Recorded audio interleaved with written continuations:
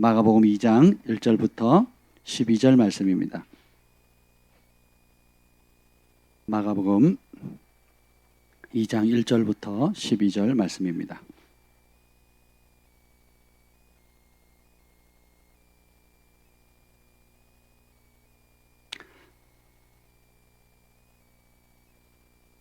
다 찾으셨습니까?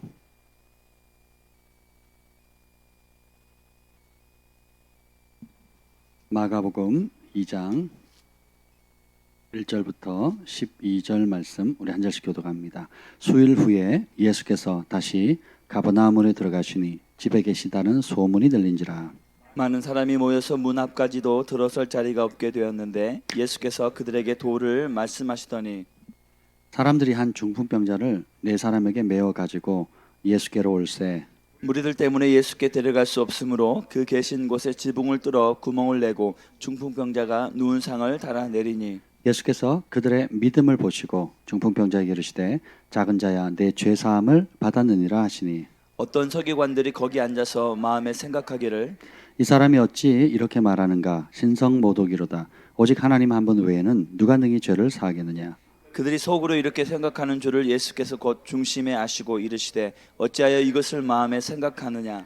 중풍병자에게 이르되 중풍병자에게 내 죄 사함을 받았느니라 하는 말과 일어나 내 상을 가지고 걸어가라는 말 중에 어느 것이 쉽겠느냐. 그러나 인자가 땅에서 죄를 사하는 권세가 있는 줄을 너희로 알게 하려 하노라 하시고 중풍병자에게 말씀하시되 내가 내게 이르노니 일어나 내 상을 가지고 집으로 가라 하시니 그가 일어나 곧 상을 가지고 모든 사람 앞에서 나가거늘 그들이 다 놀라 하나님께 영광을 돌리며 이르되 우리가 이런 일을 도무지 보지 못하였다 하더라. 아멘. 하나님 아버지 감사합니다. 오늘 이 밤에도 하루의 일과를 마치고 주의 존전에 또 사모함으로 갈망함으로 달려온 모든 주의 백성들 주님의 은총으로 더딥혀 주시옵소서. 성령께서 오늘 이 말씀이 주는 말씀을 깨닫게 하시고 말씀이 주는 축복 우리가 다 누리게 하여 주시옵소서. 원근 각지에서 함께 이 시간 또 실시간으로 예배드리는 모든 주의 사모하는 심령들 가운데 성령님 찾아가시고 하나님이 주시는 음성을 듣게 하여 주시옵소서. 우리의 마음의 중심이 온전히 예수님께만 고정되게 하옵소서. 예수님의 이름으로 기도합니다. 아멘. 오늘 말씀의 제목은 마음 중심의 대이동이라는 제목입니다. 우리의 마음은 하나님께서 거하기 위해서 하나님께서 같이 살기 위해서 창조하신 곳이라고 제가 말씀드렸죠. 참 놀랍지 않습니까? 우리의 몸은 우리가 살기 위해서 이렇게 지어졌지만 우리의 마음이라는 기능, 마음 가운데 하나님의 영을 부어주심으로 인해서 원하는 자, 선택하는 자, 기쁨으로 그분의 왕되심을 인정하는 자, 주인됨을 인정하는 자에게 주님이 오셔서 같이 사는 거예요. 그래서 구약의 선지자들이 그토록 고백했던 것이 무엇이냐?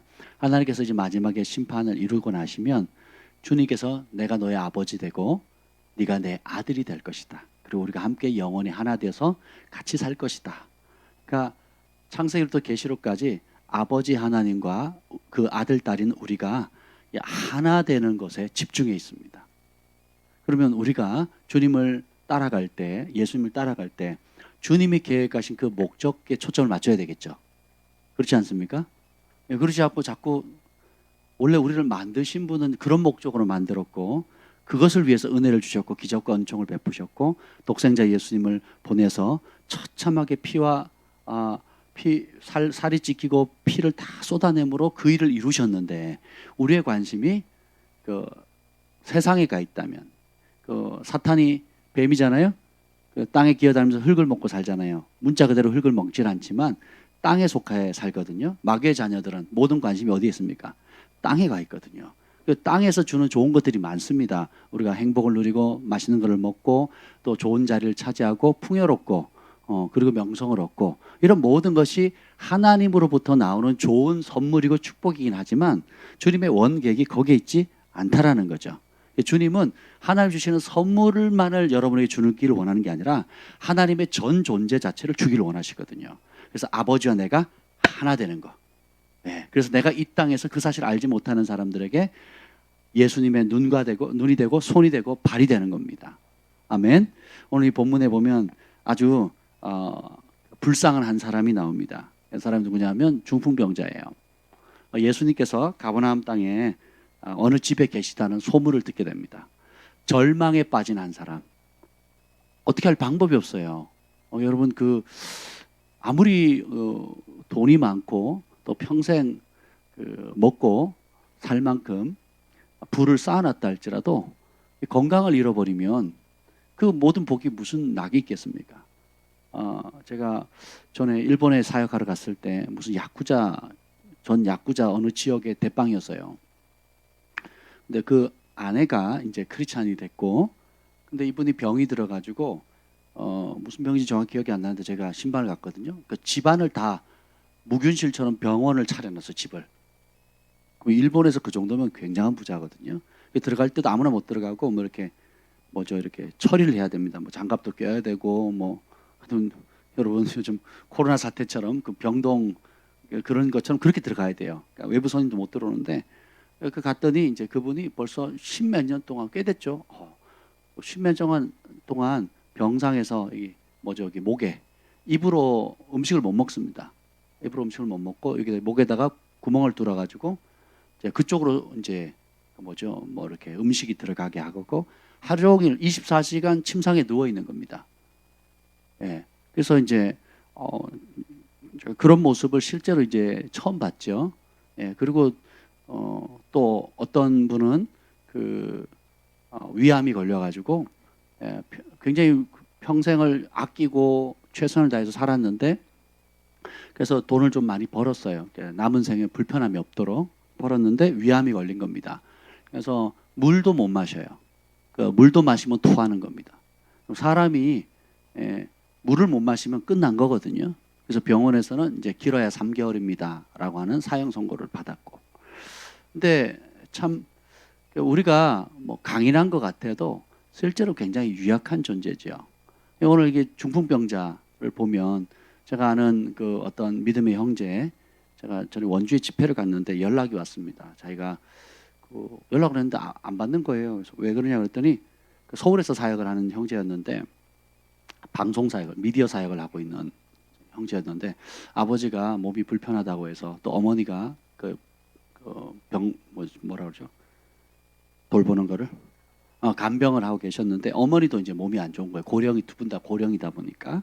그래서 이제 본인이 내려와서 돕는데 보니까 그 아버님이 제가 이제 집회를 마쳤어요. 마치고 이제 찾아갔죠. 그게 근처라 그래서 운전을 해가지고 갔는데 시골이더라고요. 텃밭이 있고 조그마한 이제 시골 집이었는데 가서 보니까 벌써 문 앞에 딱 들어가니까 악취가 왜 예수님께서 그 더러운 귀신이라고 하는지를 알겠더라고요. 그 악취가 장난이 아닙니다. 왜냐하면 이 아버님이 중풍병에 걸리셨는데, 그러니까 몸을 못 가는, 아예 못 움직이는 거예요. 전신마비. 병원에서 하는 것도 한계가 있기 때문에 집에 모시고 이제 그 어머님이 그렇게 하셨는데, 이제 어머니도 이제 그리고 환자는 몸이 되게 무거워요. 의외로 무겁더라고요. 그래서 그걸 이제 1시간 단위로 움직여줘야 돼요. 이렇게 한번 저렇게 한번 움직여야 되니까 24시간을. 그래서 그걸 해도 욕창이 생기거든요. 몸에 혈액순환이 안 돼가지고 욕창이 생기고 그리고 대소변을 다 받아내야 되고 하는데 또 이분이 또 의식이 있잖아요. 여러분 생각해보세요. 내가 멀쩡멀쩡하게 내가 생각하고 있는데 내 몸이 말을 안 듣는 거예요. 몸이 말을 안 들으니까 어떻게 돼요? 근데 누군가가 내가 내 몸을 못 씻어요. 누군가 대신 씻겨줘야 되고 내가 내 스스로 소변이나 대변을 못 보는 겁니다. 그럼 그냥 그 자리에서 침상에서 그렇게 볼일을 보면 그걸 가족 중에 누군가가 혹은 병원에 입원한다 할지라도 다른 간병하는 사람들이 내 몸이 아닌 다른 사람들의 손에서 그걸 한다는 거 하루 이틀도 아니고 5년, 10년 벌써 그러니까 몇십 년이 된 거죠. 그리고 이제 죽을 날만 바라보는 겁니다. 제가 그 모습을 보면서 너무 마음이 안타까워서 가서 이제 기도해 드리고 나오면서 이거는 그냥 내가 그냥 기도할 일이 아니다 싶어가지고 그 집회 3일 동안 했던 부흥회 집회했던 헌금을 다 드렸어요. 다 드리고 뭐 이게 무슨 도움이 되겠습니까? 그렇지만 뭐 내가 할 수 있는 게 그거밖에 없으니까 기도해 드리고 며칠 집회한 그 강사비를 전부 다 이제 그리고 신고 왔던 기억이 납니다. 그걸 보면서 야, 병이라는 것이 이렇게 참 더럽구나. 그리고 그것이 당사자에게도 고통과 수치를 줄 뿐만 아니라 또 그를 사랑하는 사람들에게도 굉장히 큰 짐이 되거든요. 짐이 되고 어렵습니다. 그래서 예수님께서 사역을 하실 때에 그냥 천국은 이렇게 아름다운 곳이다라고 말로만 하는 것이 아니고 다 그 어떤 사람이랄지라도 죄의 유무와 상관없이 모든 예수님 앞에 병을 고침받고자 하는 사람들은 다 고쳐주셨어요. 아멘. 제가 지금 다니고 있는 그 한의원도 보면 그분은 신들린 자세요. 신들린 자. 그래서 그분이 왜 유명해졌냐면 그 불치병을 많이 고쳤거든요. 그러니까 뭐 세브란스 병원이나 뭐 삼성 의료원이나 여기 아산이나 뭐 서울에서 내노라는 유명한 병원에서 이제 그 어떤 분 사진을 이렇게 보여주더라고요. 동영상도 보여주셨는데 끔찍해서 못 볼 정도로. 그러니까 사람이 환부가 이렇게 열렸는데 이게 아물질 않는 거예요. 굉장한 부자신데 우리나라 손꼽히는 부자신데, 그러니까 환부를 이렇게 사진을 찍었더라고요. 그래서 보여주는데 그냥 살이 이제 맨살이 드러나 있는데 이게 아물어야 되잖아요. 항생제를 쓰든 뭘 쓰든 안 되는 거예요. 그래가지고 유명하다가는 서울의 모든 병원을 다녔는데 못 고치는 겁니다. 그래서 소문 듣고 왔는데 이분 침을 몇 번 넣고 이렇게 치료를 하니까 한 주, 두 주 만에 그 상처가 다 다쳐버리고요. 한 달 뭐 얼마 안 돼가지고 완전히 나아버린 겁니다. 그러니까 참 얼마나 기쁘겠습니까? 근데 보세요. 근데 그 소문을 듣고 이제 한의원을 찾아갔는데 너 교회 다녀 안 다녀? 너 회개했어 안 했어? 너 과거에 죄 지었지? 너는 이쁘구나 하고 의사 선생님이 받는 게 아니잖아요. 그 물어요 안 물어요? 여러분 병원 진료 뭐 처음에 초진 왔을 때 뭐 쓰잖아요. 그래서 회개했냐 안 했냐 뭐 기록 해요 안 해요? 그 회개가 진짜냐 가짜냐 물어요 안 물어요? 안 묻고 어떻게 해요? 무조건 고쳐줍니다. 물에 빠진 사람 건져줄 때 너 교회 다니 안 다녀? 너 거듭났니 안 났니? 묻고 꺼집어내준 게 아니잖아요. 그렇죠? 그러니까 생명과 관련됐기 때문에 아무 조건 없이 심지어 악인이라 할지라도 일단 건지고 보는 거거든요. 그래서 예수님께서 오셔서 이 땅에 오셨을 때 그 마귀로부터 고통받는 자, 질병은 마귀에게 오는 거거든요. 죄로 말미암아 죄로 틈타서 마귀가 주는 겁니다. 하나님께서 주시는 게 아니에요. 그래서 그런 모든 오는 죄인들 가운데 또 병자들 가운데 예수님이 스스로 찾아온 모든 사람, 낫기를 원해서 온 사람 가운데 단 한 명도 거부한 적이 없어요. 그래서 여러분이 치유에 대한 기도를 할 때나 여러분 자신이 병들었을 때나 그 아픔에 대해서 하나님 앞에 나아갈 때 치유를 사모함을 가질 때에 주님이 이런 생각이 들어요. 나는 이런 죄를 졌기 때문에 뭐 이런 상태이기 때문에 이런 여건이기 때문에 과거에 뭘 어떻게 했기 때문에 나는 받을 자격이 없다라고 생각하시면 안 된다고요. 여러분 병원 어느 병원도 가보세요. 여러분이 과거에 지은 죄를 묻는가? 물어요 안 물어요? 일단 고쳐놓고 죄를 짓든 안 짓든 뭐 그건 당신 문제고 의사가 하는 일은 뭐예요? 병을 고치는 겁니다. 그래서 우리 주님도 마찬가지라는 거예요. 근데 문제는 뭐냐면 여기서 멈추면 안 된다는 겁니다. 여기 보면 1절 읽겠습니다. 2장 1절 시작. 수일 후에 예수께서 다시 가버나움에 들어가시니 집에 계시다는 소문이 들린지라. 예수님께서 나병 환자를 고치니까 소문이 퍼지게 됩니다. 그리고 이제 가버나움이 예수님의 사역의 중심 지역이거든요. 예수님의 사역을 대부분 가버나움 그 갈릴리 근처 같은 그 동네입니다. 그리고 베드로의 장모님이 계셨던 곳이고, 그리고 예수님이 그 어린 시절을 보냈던 그 지역 근방입니다. 여기 보면 집에 계시다는 소문을 사람이 듣습니다. 소문을 듣는다는 건 뭐냐면 우리의 관심사가 어디에 있다라는 걸 보여주는 거예요. 여러분들이 이 저녁 시간에 비가 오죠 바깥에. 저는 오늘 하루 종일 교회에 있었습니다. 새벽에 나와가지고 안 나갔어요. 새벽 예배 5시 반에 5시 반도 아니죠. 4시 5시에 교회를 와가지고 지금까지 성전 바깥을 안 나갔습니다. 예, 지금 비가 온다는 걸 뉴스 뭐죠? 이게 날씨 예보로 알고 있지 지금 얼마나 오는지 뭐 어떻게 오는지 잘 모르고 있습니다.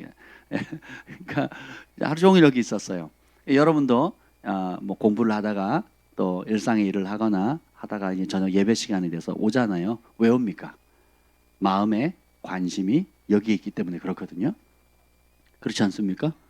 예, 여러분 더 일찍 와서 기도하는 사람도 있고 또 우리 어린아이들을 위해서 또 이렇게 어떤 프로그램을 준비하는 사람도 있고 뭐 다 관심이 있습니다. 그냥 집에 또 여건이 안 돼서 또 집에서 예배 드리는 사람도 있고 집에서 그냥 그 유튜브에 얼마나 좋은 것들이 많습니까? 영화도 있고 또 유명하다고 하는 아주 인기 있는 많은 그 눈을 즐겁게 해줄 수 있는 것들이 있지만 이 시간에 또 실시간으로 지금 예배 드리는 분들이 여기에 있는 사람만큼 드리고 있습니다. 놀랍죠? 그러니까 이게 뭐냐면 마음이 있는 대로 관심이 있는 대로 그 시간들이 가는 거거든요. 그러니까 예수님이 계시다고 하니까 마음의 관심이 글로 가는 겁니다. 보면 아주 재미있는 표현이 여기 나와 있어요. 그 8절 6절 한번 읽어볼까요? 6절 시작. 어떤 서기관들이 거기 앉아서 마음에 생각하기를. 아멘. 여러분 이 이야기를 다 아실 겁니다. 이제 중풍병자가 있는데 그걸 안쓰러워하는 친구들 4명이 그 예수님께서 병을 고친다는 소문을 듣고 왔더니 문 앞에 사람들이 꽉 차 있어요. 그 말은 뭐예요? 수많은 병자들이 낫고 싶어는 지금 여기 보면 병자가 없는 것 같은데 병원 가보세요.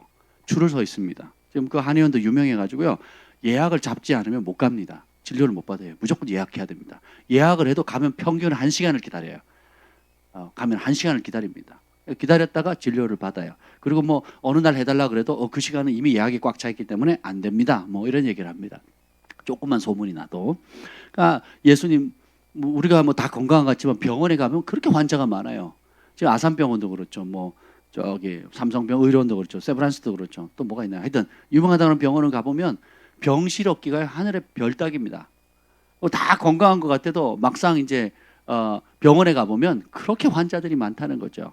그래서 예수님 지금 시대도 그냥 의료보험이 되고 뭐 원하는 대로 우리가 필요하면 가서 치료를 쉽게 받을 수 있지만 이 2000년 전 이 당시만 해도 이 치료받는 게 쉽지가 않았고 또 한국은 의료 시설이 거의 세계 탑입니다. 여러분 그거 아셔야 돼요. 우리는 1등 안 하면 못 견디잖아요. 적어도 반에서 10등 안에 들어야 돼. 이렇게 교육을 받았기 때문에 세계에서 무조건 10등 안에 들어야 되는 거예요. 그래서 여러분이 누리고 있는 이런 모든 것들이 그냥 당연하다고 생각하시면 안 됩니다. 그러니까 모든 의료 또 뭐 시설, 음식, 그다음에 그 대중교통, 그리고 저녁의 안전 문제, 기타 여러 가지 것들이 거의 세계 최고의 것을 누리고 있다. 적어도 10등 안의 것들을 다 누리고 있다고 생각하면 됩니다. 그래서 미국 가도요 치료받기가 쉽지가 않아요. 줄을 서야 되고 또 의사 만나기가 하늘의 별 따기입니다. 또 뿐만 아니라 동남아 가보세요. 야, 약이 없습니다. 약이. 그리고 뭐 멕시코 갔더니 뭐 차가 고장나면 스스로 고쳐야 되고, 그죠? 그리고 견인차가 안 와요. 견인차가 없습니다. 인도도 그렇고요. 견인이 안 됩니다. 그냥 알아서 처리를 해야 되지. 교통사고 나면요 그냥 차가 그대로 방치해 버립니다. 견인 시스템이 안 돼 있거든요. 예, 그리고 우리 팀들 선교팀들 데려갈 때 아프지 말라 그래요. 아파봤자 어떻게 해요? 119를 부를 수가 없어요. 오지도 않아. 119 시스템이 안 돼 있어요. 그래서 그 전에 한 형제가 이제 그 뭐죠 담석증 요로결석이 생겨가지고 이제 난리가 났죠. 이거 완전 지킬 박사와 하이드로 바뀌더라고요. 진짜 막 고통이 뭐 해산할 때 고통보다 크다 그러더라고요. 막 살이 찢어져. 그 요로에 돌이 막 긁으면서 지나가니까 얼마나 고통스럽겠습니까? 그래가지고 뭐 애초부터 뭐 병원에 응급실 뭐 꿈도 못 꾸니까 그래서 기도했더니 하나님 나 찬양하래 나왔잖아요. 빛이신 그때 관동님 계셨죠. 빛이신 예수님 이곳에 오셔서 태양보다 밝은 빛을 갑자기 영적 기류가 따뜻해지고 바뀌더니 아기가 자듯이 그냥 잠이 들더라고요. 그다음 나와버렸어요. 할렐루야. 네, 그런 적도 있었습니다. 근데 여기 절망에 빠진 한 중풍병자와 그를 사랑했던 4명의 친구가 왔더니 들어갈 수도 없어요. 그래서 어떻게 합니까? 천장에 구멍을 뚫어가지고 내렸죠. 예수님이 그렇게 지켜보십니다. 예수님이 그때 막 말씀을 전하고 있었어요. 치유 사역을 할 때가 아닙니다. 오늘 읽어봅시다. 2절 읽어보겠습니다. 2장 2절 시작.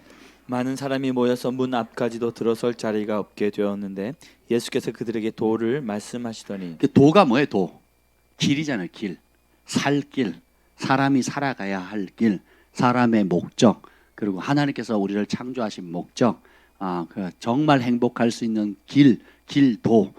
그 길을 가르치고 있어요. 천국 복음을 전파하고 계시는데 갑자기 지붕에서 뭐 흙이 막 떨어지기 시작합니다. 여기를 뚫는다고 한번 생각해 보세요. 막 흙이 막 떨어지니까 사람도 내부도 꽉 차 있는데 지금 여러분 머리 위로 막 흙이 막 쏟아지고 갑자기 구멍이 뚫리더니 그 침상이 내려올 정도면 어느 정도 뚫어야 되는 거예요. 침상이 내려올 정도면 그냥 완전히 다 뜯어내려야 되는 거거든요. 예. 제가 그 가버나움에 그 베드로의 장모님이 있던 그 터를 갔더니 굉장히 넓더라고요. 집이 굉장히 넓어요. 어쨌든 그 넓은 집을 어떻게 해요? 그거를 지붕을 뜯은 겁니다. 그리고 사람을 거기다 내린 거예요. 그러니까 참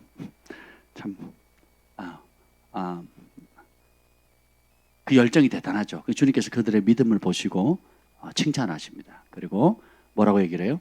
소자야, 내 죄사함을 받았느니라. 이렇게 얘기를 하거든요.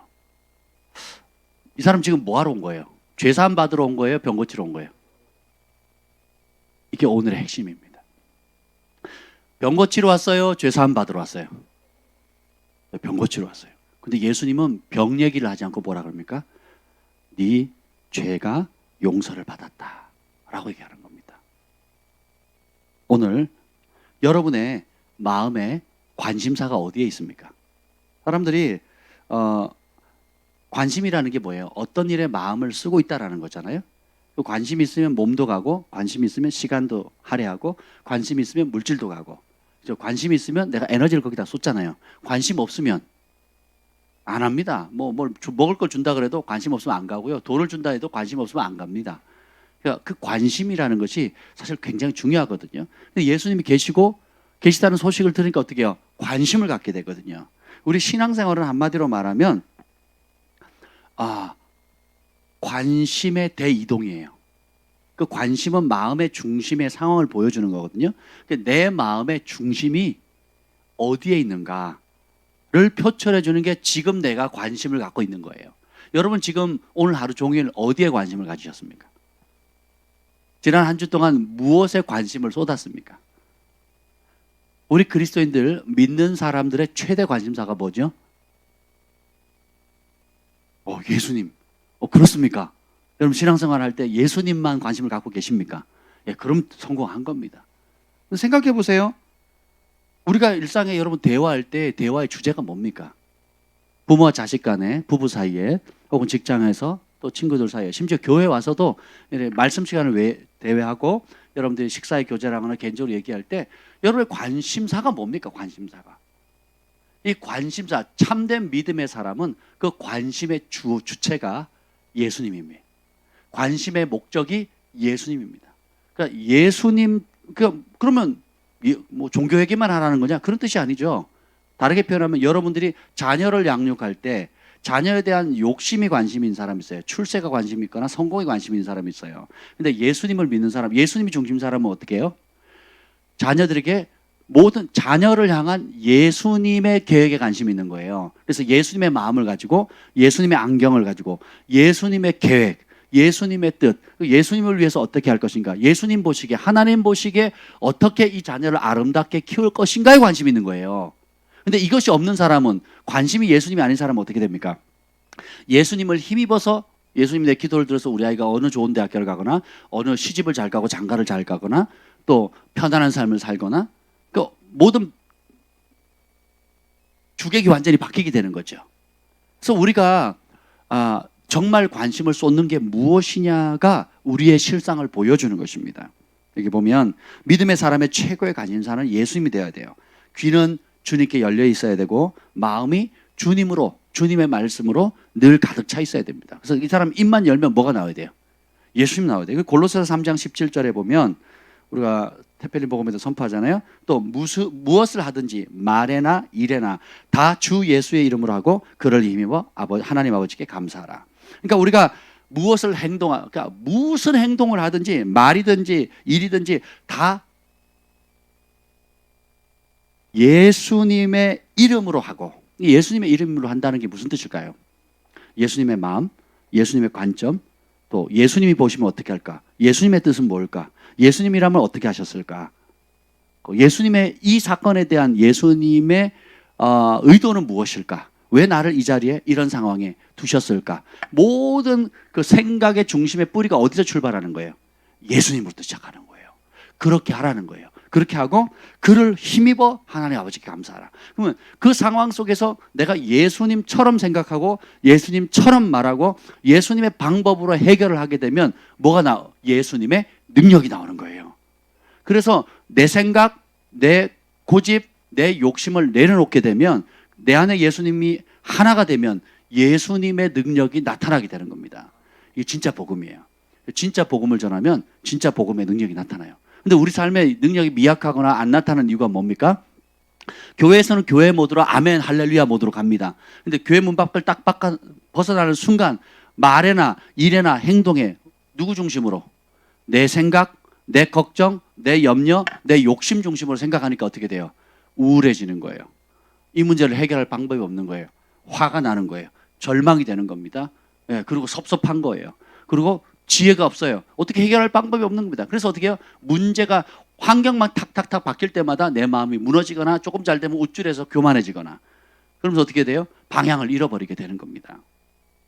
그래서 우리의 신앙생활은 한마디로 말하면 내 삶의 중심을 예수님으로 고정하는 거예요.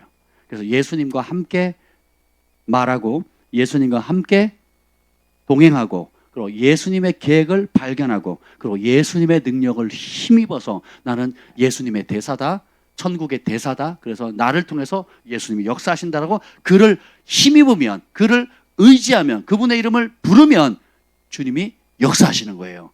그래서 기적이 일어나는 겁니다. 우리는 기적이 상식이 되는 부르심을 받았어요. 왜냐하면 우리 예수님은 초자연적인 예수님이죠.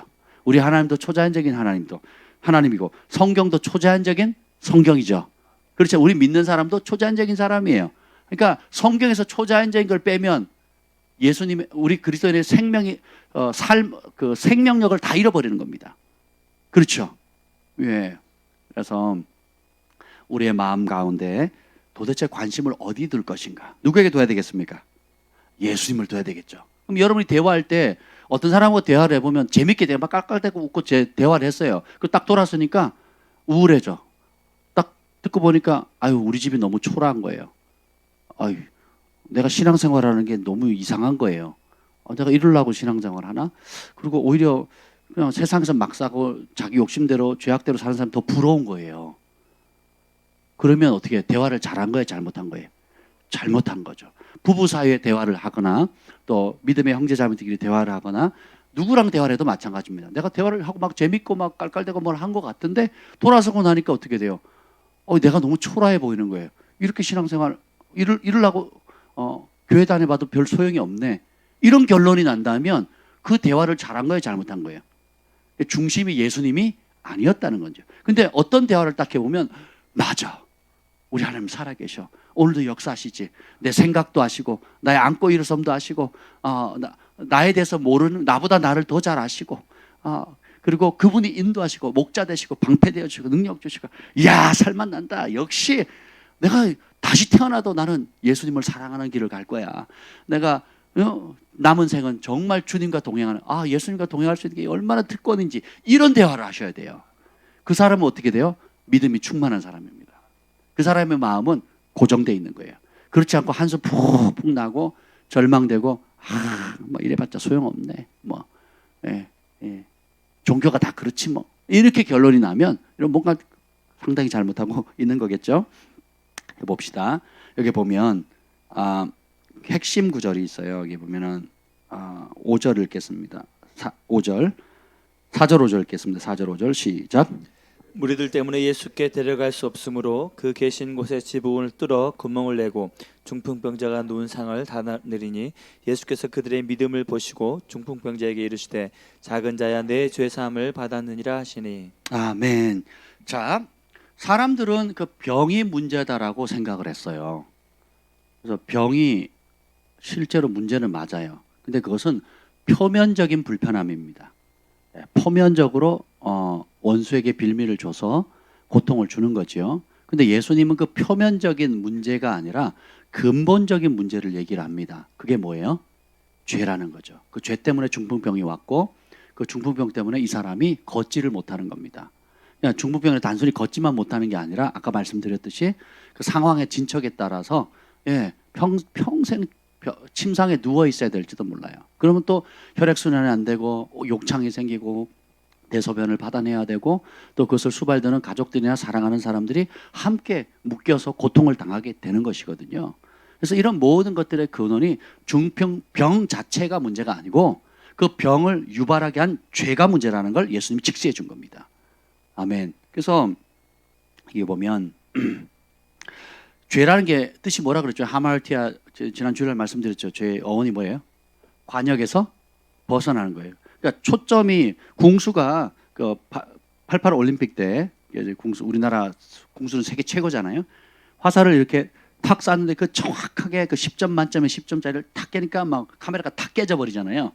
그러니까 정확하게 우리 인생의 목적, 삶의 이유, 그리고 왜 사는지, 왜 돈 버는지, 왜 태어났는지, 왜 죽어야 되는지 대한 목적이 정확하게 알고 쏴서 그걸 탁 맞춰야 돼요.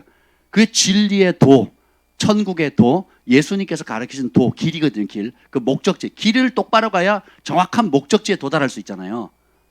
그렇잖아요. 그 목적지가 정확해, 표대가 정확해야 그 일을 향해 달려갈 수 있습니다. 그러니까 표대에 눈을 안 떼면 잠깐 비틀게 가도 시선을 고정하면 언제든지 제자리에 갈 수 있는 거죠. 근데 표대를 정확하게 하지 않으면, 목적지를 정확하게 하지 않으면 아무리 열심히 달리고 나름 이익을 얻는다 할지라도 엉뚱한 곳에 가 있는 겁니다. 우리 남자들이 특별히 자존심이 세가지고 내비게이션 안 보잖아요. 지도 안 보잖아요. 이미 아는 길이다. 그리고 가가지고 막 헤매는 거죠. 안다고 생각하는데 실제로는 내비게이션 따라가면 되는데, 아니 주변 사람한테 물어보면 되는 그 알량한 자존심 세우느라고 저도 몇 번 고생했거든요. 옆에서 아내가 그럽니다. 여보, 그 내비게이션 키우고 가라고. 나 안다고. 가만히 있으라고. 내가 내비게이션이 내 말 들어야지 내가 내비게이션 말을 들어야 돼? 뭐 이제 그렇게 몇 번 알량한 자존심 내세우다가 이제 한두 시간 고생한 적이 있습니다. 한두 시간 고생한 거는 돌이키면 되지만 인생은 한 번뿐이라 돌이킬 기회가 없는 거예요. 죄라는 게 뭡니까 결국은? 목적지. 그 목적지를 향한 길이 나 있는데 그 길을 벗어난 거거든요. 잘 들어보세요. 마음의 중심 가운데 예수님이 목적이 아니고 세상이 목적이 돼버린 거예요. 이게 죄입니다. 근데 우리 좋으신 예수님은 그런 죄로 말미암아 파생되어 있는 가난, 질병, 고통, 분열, 아픔, 또 방향을 잃는 것들, 수치, 이런 모든 것을 가진 사람들을 다 받아들이세요.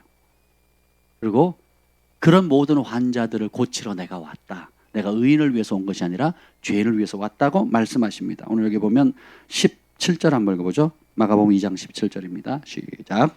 예수께서 들으시고 그들에게 이르시되 건강한 자에게는 의사가 쓸데없고 병든 자에게라 쓸데있느니라. 나는 의인을 부르러 온 것이 아니요 죄인을 부르러 왔노라 하시니라. 이래서 우리 마음의 상태가 중요합니다. 여러분 죄인 맞습니까? 병든 거 맞습니까? 주님의 도움 없이는 살 수 없습니까? 아멘. 그러니까 내가 관심 자체가 난 주님 없이는 못 산다 라는 관심이 있어야 돼. 주님이 해법 해결자시다. 주님한테 나아가면 내가 지금 직면하고 있는 모든 문제를 해결함 받을 수 있고 내 인생의 목적을 발견할 수 있고 내가 사랑하는 사람들이 겪고 있는 어려움들에 대한 유일한 올바른 해답이 될 수 있다는 것을 믿는 겁니다. 그렇게 나오는 사람에게 주님께서 어떻게 해요? 응답해 주시는 겁니다. 그래서 이게 보면 아주 재미있는 상황이 있죠. 그래서 우리의 마음이 죄사함을 받는다는 것은 한마디로 말하면 주님께 고정되어 있지 않았던 마음, 세상으로 향해 있던 혹은 내 욕심으로 향해 있던 내 마음이 주님께로 다시 고정하는 거예요. 다르게 표현하면 방향을 잃었어요. 나는 옳다고 생각했고 나는 맞다고 생각했고 내 주변의 가족들이나 친구들이나 소위 세상에 성공했던 사람들이 하는 그 길이 옳은 줄 알았는데 그게 아니다라는 걸 인식하는 거예요. 그리고 어떻게 해요? 내 마음의 중심이 온전히 주님께 마음을 고정하는 겁니다. 그래서 시편 139편 16절에 주께서 기록한 책대로 그것을 알기를 원하고 주님이 따라서 나는 하늘의 파송을 받았다. 나는 내 것이 아니다. 왜 이걸 실제로 믿는 거예요. 그럼 어떻게 해요? 파송받았으니까 파송하신 분의 뜻을 알아야 되겠죠. 그리고 그분이 나에게 사명 주셨고 부르심 주셨고 그리고 그걸 감당할 수 있는 은사와 능력을 주셨잖아요. 재능을 주셨잖아요. 영향력을 재정을 주시고 시간을 주셨잖아요. 그럼 그걸 가지고 어떻게 해요? 주인이 원하시는 뜻대로 달려가는 거예요. 그래서 내 삶의 중심이 전에는 내 마음대였거나 내 부모나 주변에 나에게 영향을 끼치는 사람에 의해서 내 인생이 좌지우지 되었지만 자식 때문에, 그러니까 엄마가 되면 자식 때문에 엄마 인생을 포기하는 엄마들이 많습니다. 심지어는 남편도 중요하지가 않아요. 누가 중요해? 첫애 놔보세요. 남편은 찬밥이에요, 찬밥. 예. 그리고 애들 다 키워놓고 보세요. 눈 떴다고 맞고 밥 달라 그러다고 맞고 집에 안 들어오면 좋아하고 막 그럽니다.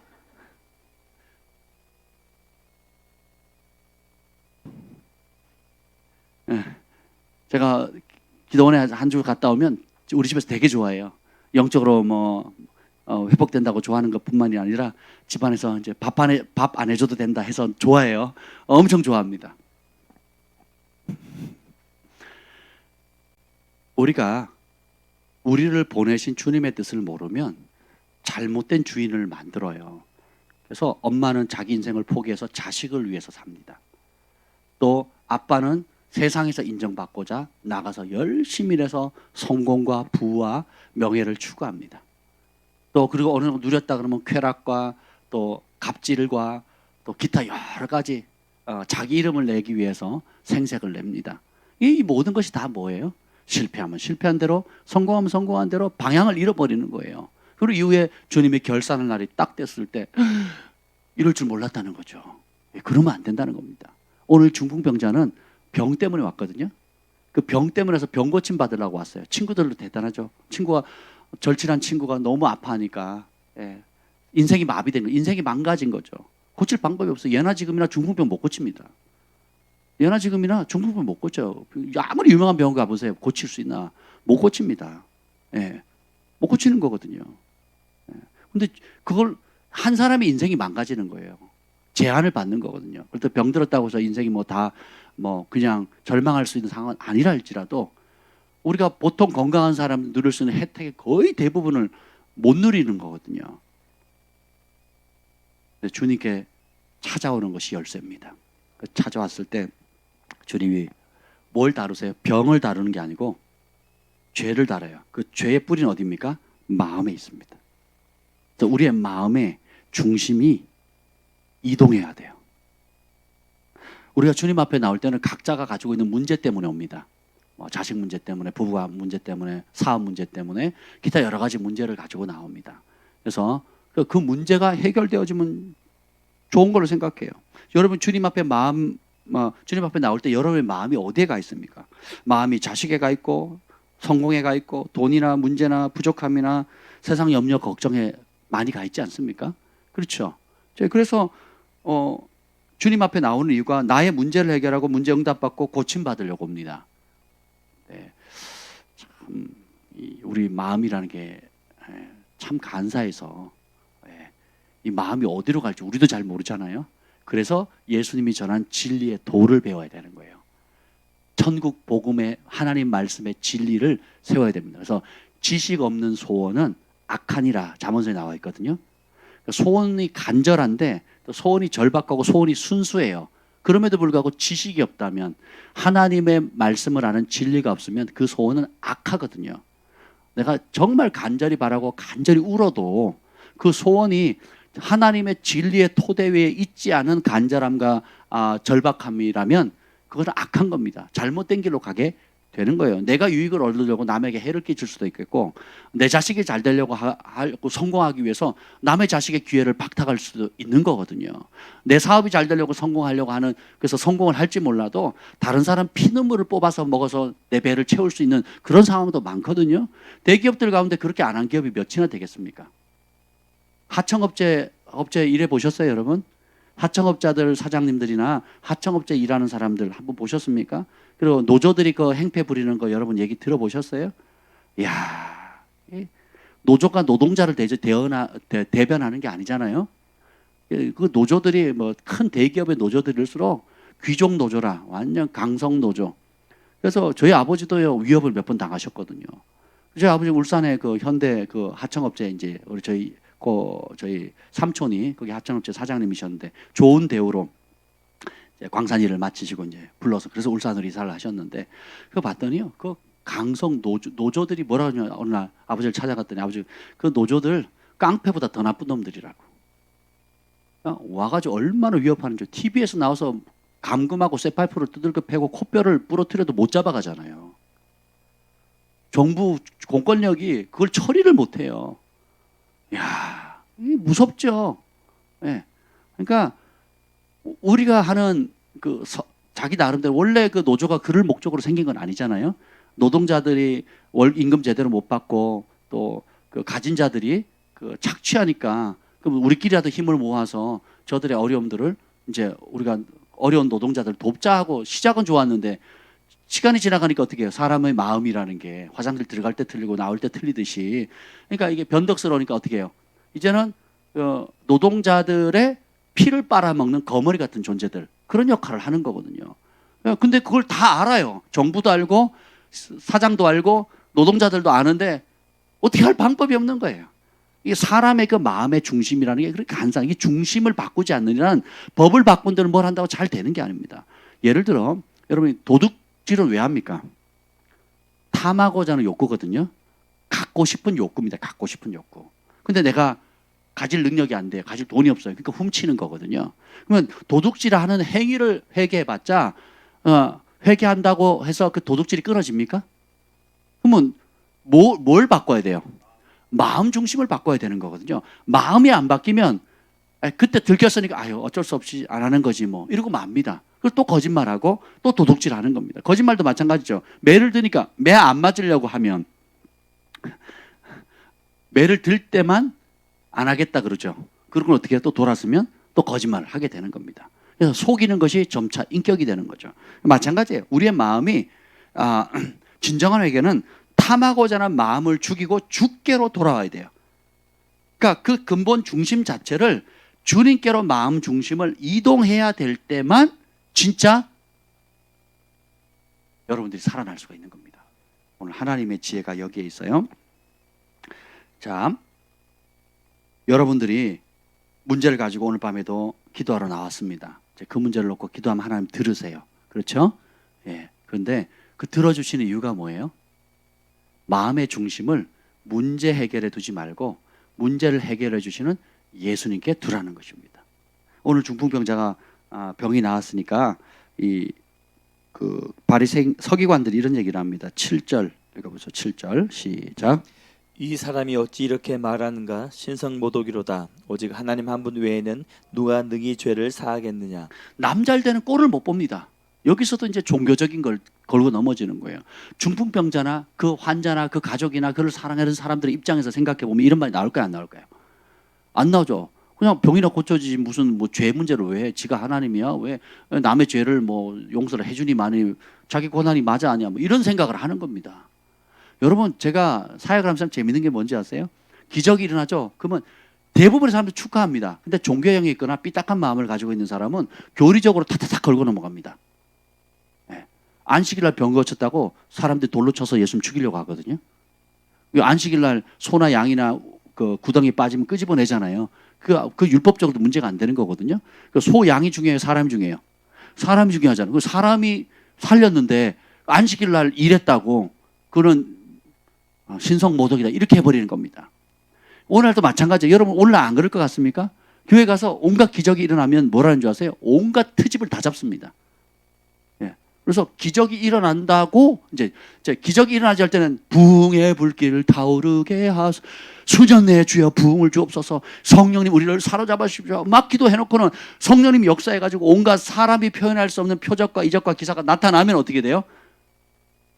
이단이래요. 이단. 단수를 팍팍 올려줍니다. 2단, 3단, 4단. 사단을 내죠 그냥. 그렇게 얘기를 하는 거죠. 그게 왜 그러냐?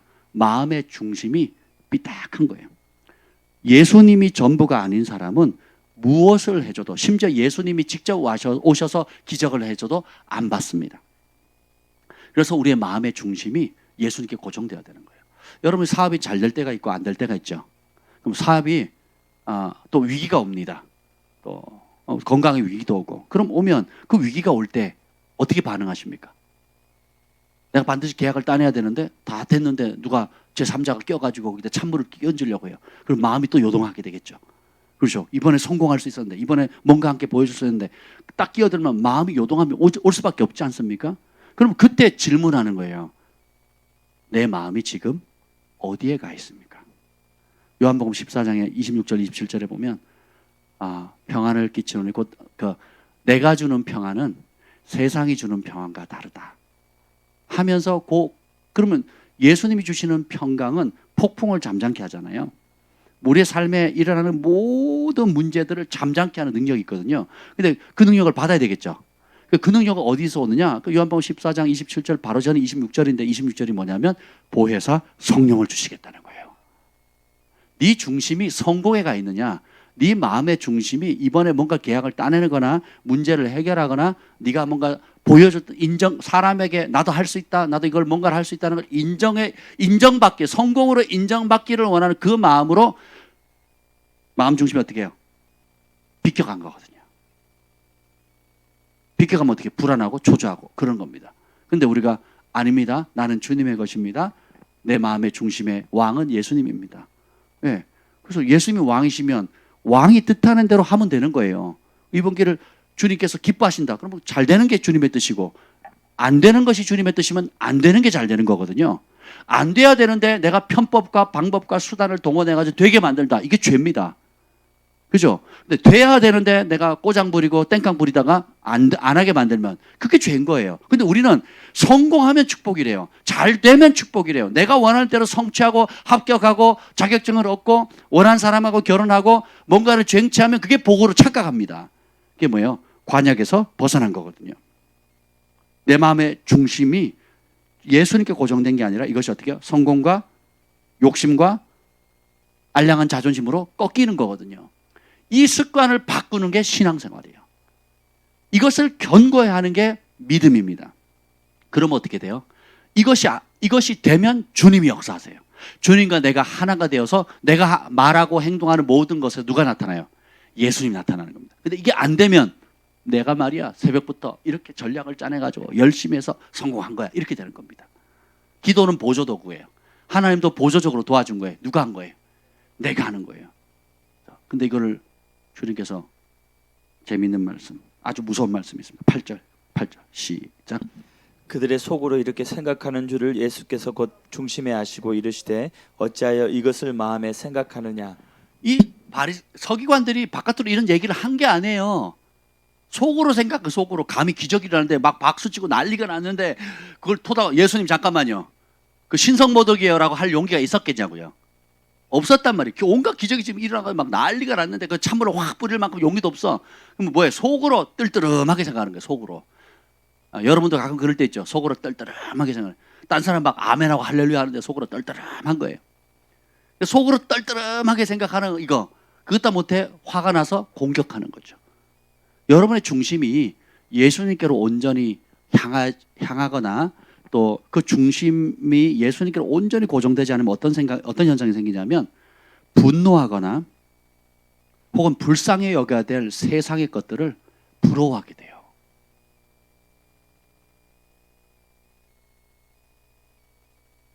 하나님이 화내시고 진노하실 그 문제를 부러워한다니까요.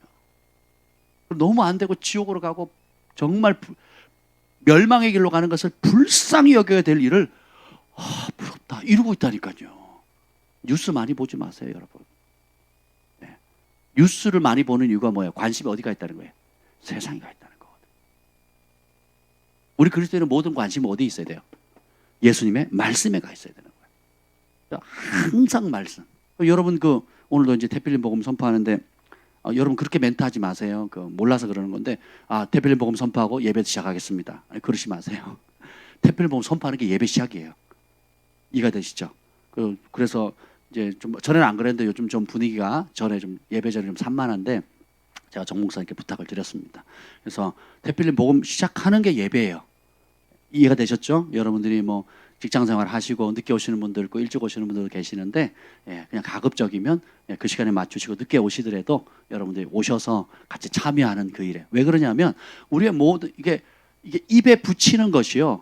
이게 운동 선수도 이렇게 보면 저도 해보면 똑같은 동작을 매일 하거든요. 예를 들면 우리 검도할 때 연격이라 그래요. 연격. 그래서 들고 뜁니다. 하나, 둘, 셋, 넷. 죽도를 두고요. 이걸 합니다. 하나, 둘. 기본 뭐 우리 제가 도대표 할 때는 한번 탁 하면 100개씩 100 단위로 합니다. 보통 사람 10개도 힘들어 하거든요.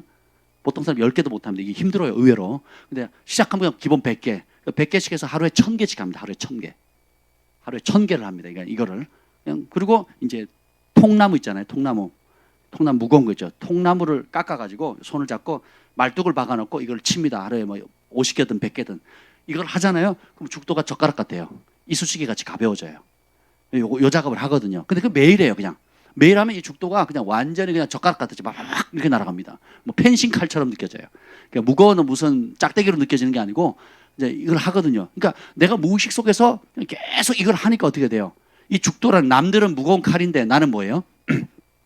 이쑤시개처럼 가벼운 종이짝처럼 가벼운 존재가 되는 겁니다. 하나님 말씀도 마찬가지예요. 제가 밤이고 낮이고 설교하고 성경하고 읽잖아요.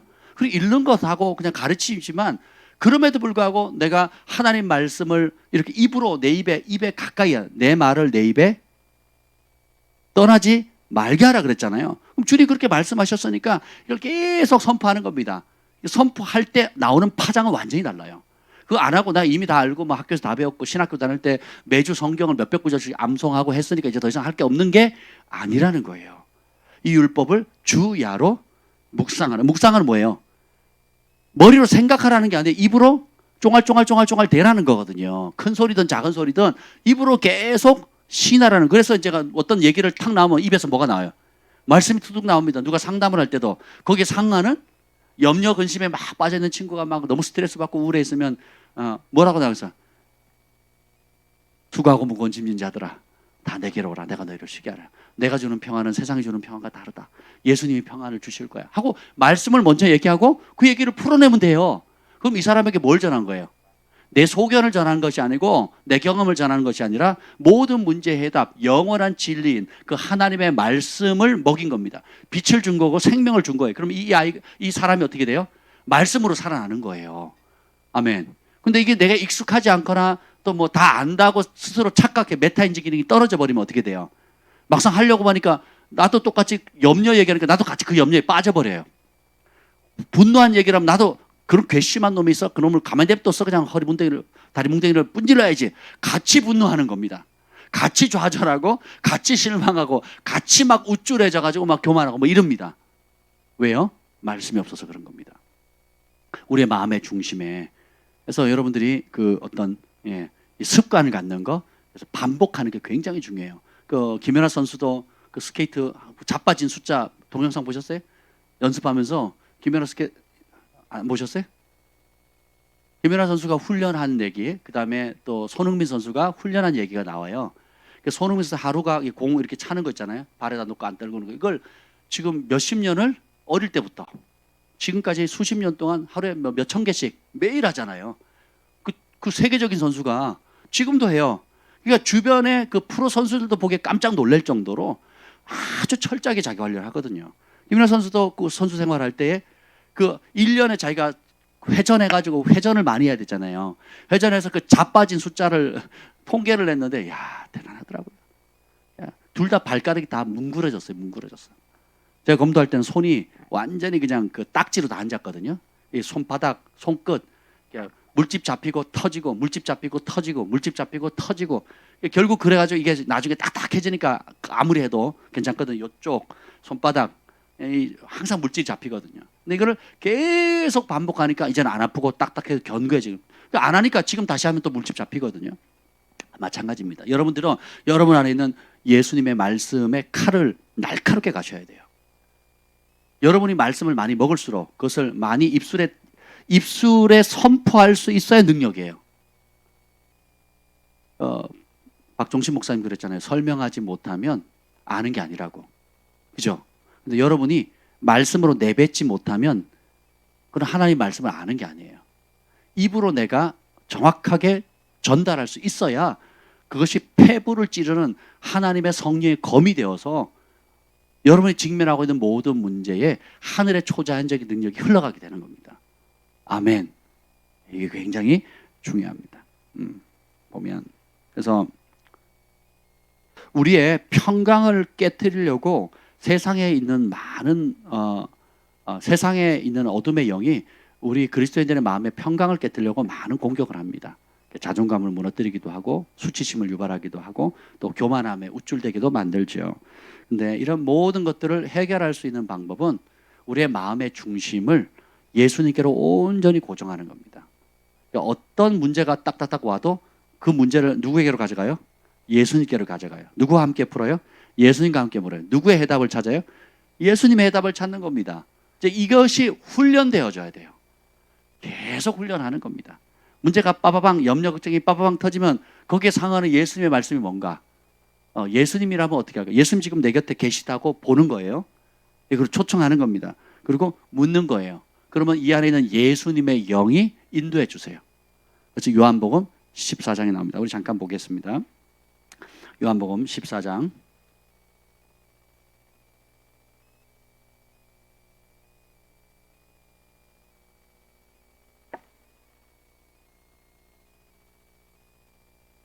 요한복음 14장 26절 27절입니다. 시작. 보혜사 곧 아버지께서 내 이름으로 보내실 성령 그가 너에게 모든 것을 가르치고 내가 너에게 말한 모든 것을 생각나게 하리라. 평안을 너에게 끼치노니 곧 나의 평안을 너에게 주노라. 내가 너에게 주는 것은 세상이 주는 것과 같지 아니하니라. 너희는 마음에 근심하지도 말고 두려워하지도 말라. 아멘. 예수님께서 하나님의 말씀은 이미 하늘에서 그냥 정해버리셨어요. 그러니까 주님이 말씀하시면 그 말씀은 우리의 세상의 정치가들이 바꿀 수도 없고 세상의 교육가들이 바꿀 수가 없어요. 우리 인간이 지구촌 인구가 전부 다 반대하고 들고 일어난다 할지라도 하나님의 말씀 바꿀 수 있다 없다? 없게 되는 거거든요. 근데 그 하나님의 말씀이 딱 정했어요. 너희는 마음에 근심하지 말라, 두려워하지 말라. 그럼 주님이 근심하지 말라, 염려하지 말라 그러면 할 필요가 있어요, 없어요? 왜요? 그 말에 대한 책임을 누가 주니까? 하나님이 그 하신 말씀에 대한 책임을 하나님이 지세요. 이걸 믿는 믿음이 기적을 가져오는 겁니다. 근데 이걸 안 믿으니까 불안하고 염려하고 두려워하는 거거든요.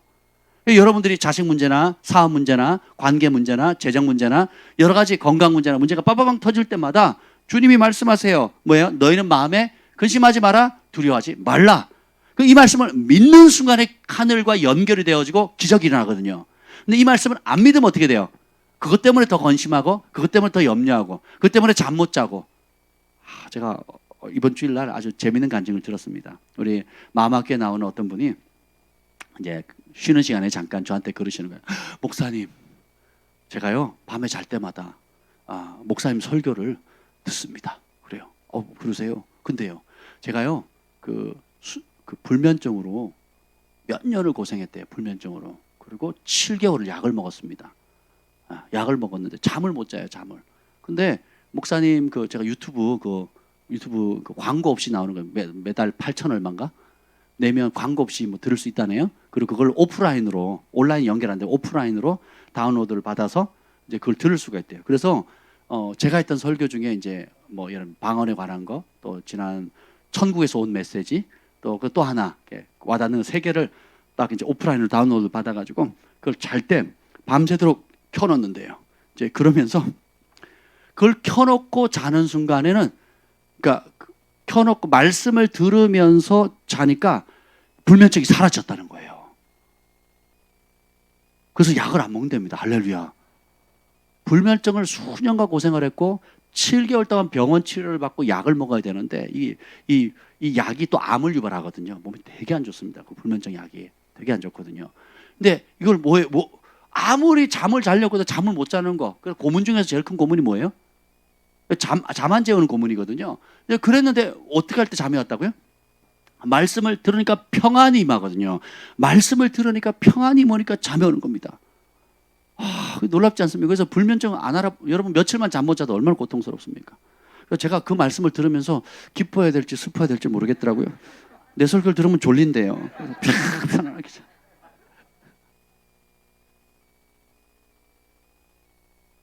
세상에서 제일 평안한 말씀은 예수님의 말씀이에요.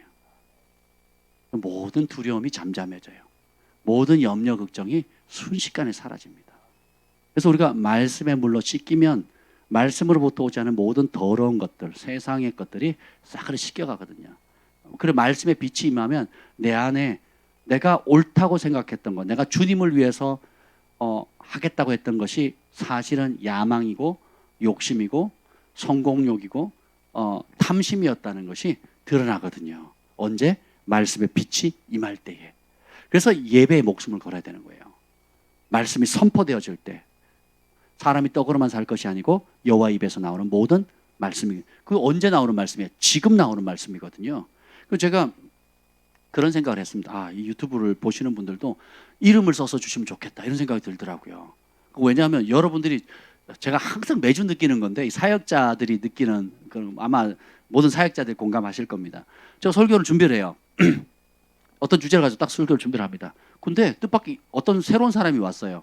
혹은 어떤 새로운 그룹이 왔어요. 혹은 막 한동대들이 갑자기 와요. 또 뭐 이렇게 그룹이 오잖아요. 그럼 설교가 확 바뀌어 버립니다. 나는 A라는 주제로 설교를 하려고 준비를 해서 왔어요. 그리고 오늘은 되게 은혜가 있을 거다. 준비하면서 은혜 받는 설교 있잖아요. 오늘은 일 때문에 은혜를 대빡치겠다. 한번 내가 은혜를 끼치겠다 했는데 이상한 그룹들이 온 거예요. 그럼 뭐 설교가 확 바뀝니다. 그럼 즉흥 설교로 바뀌어요. 그러니까 어떻게 됩니까? 나는 이거 하고 싶은데 지금 주님 내가 얼마나 철저히 준비한 거 아시죠? 내가 이걸 전하고 싶은데, 근데 성령님은 아니다. 저 사람들 놓고 전해라 그러거든요. 그래서 성전에 몸을 보이는 게 그렇게 중요합니다. 성령님은 판박이로 전에 하던 거 똑같은 거 울겨 먹는 분이 아니에요. 맞춤형으로 그 사람에게 맞게끔 딱 메시지를 전하거든요.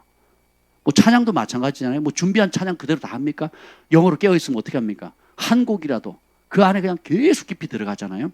마찬가지입니다. 제가 말씀을 전하면서, 그래서 신방이 중요한 게 뭐냐면, 신방을 하면 신방을 하거나 아니면 기업 예배를 정기적으로 드리는 게 왜 중요하냐면, 그러면 우리가 공개적으로 선포되어질 때 우리 교회적으로 주는, 또 여러분에게 주는 말씀으로 성령님 역사하십니다. 근데 개인적으로 만나거나 뭐 신방을 하거나 혹은 이제 기업 예배를 이렇게 드리게 되면 그 기업에 맞는 혹은 개인에게 맞는 성령께서 그 시에 주는 그 말씀을 주거든요. 이게 놀라운 겁니다. 사단이 그걸 좋아해요, 싫어해요? 싫어하죠. 그러니까 그걸 막는 겁니다. 예, 그리고 함께 예배를 드리면 하늘이 열리거든요.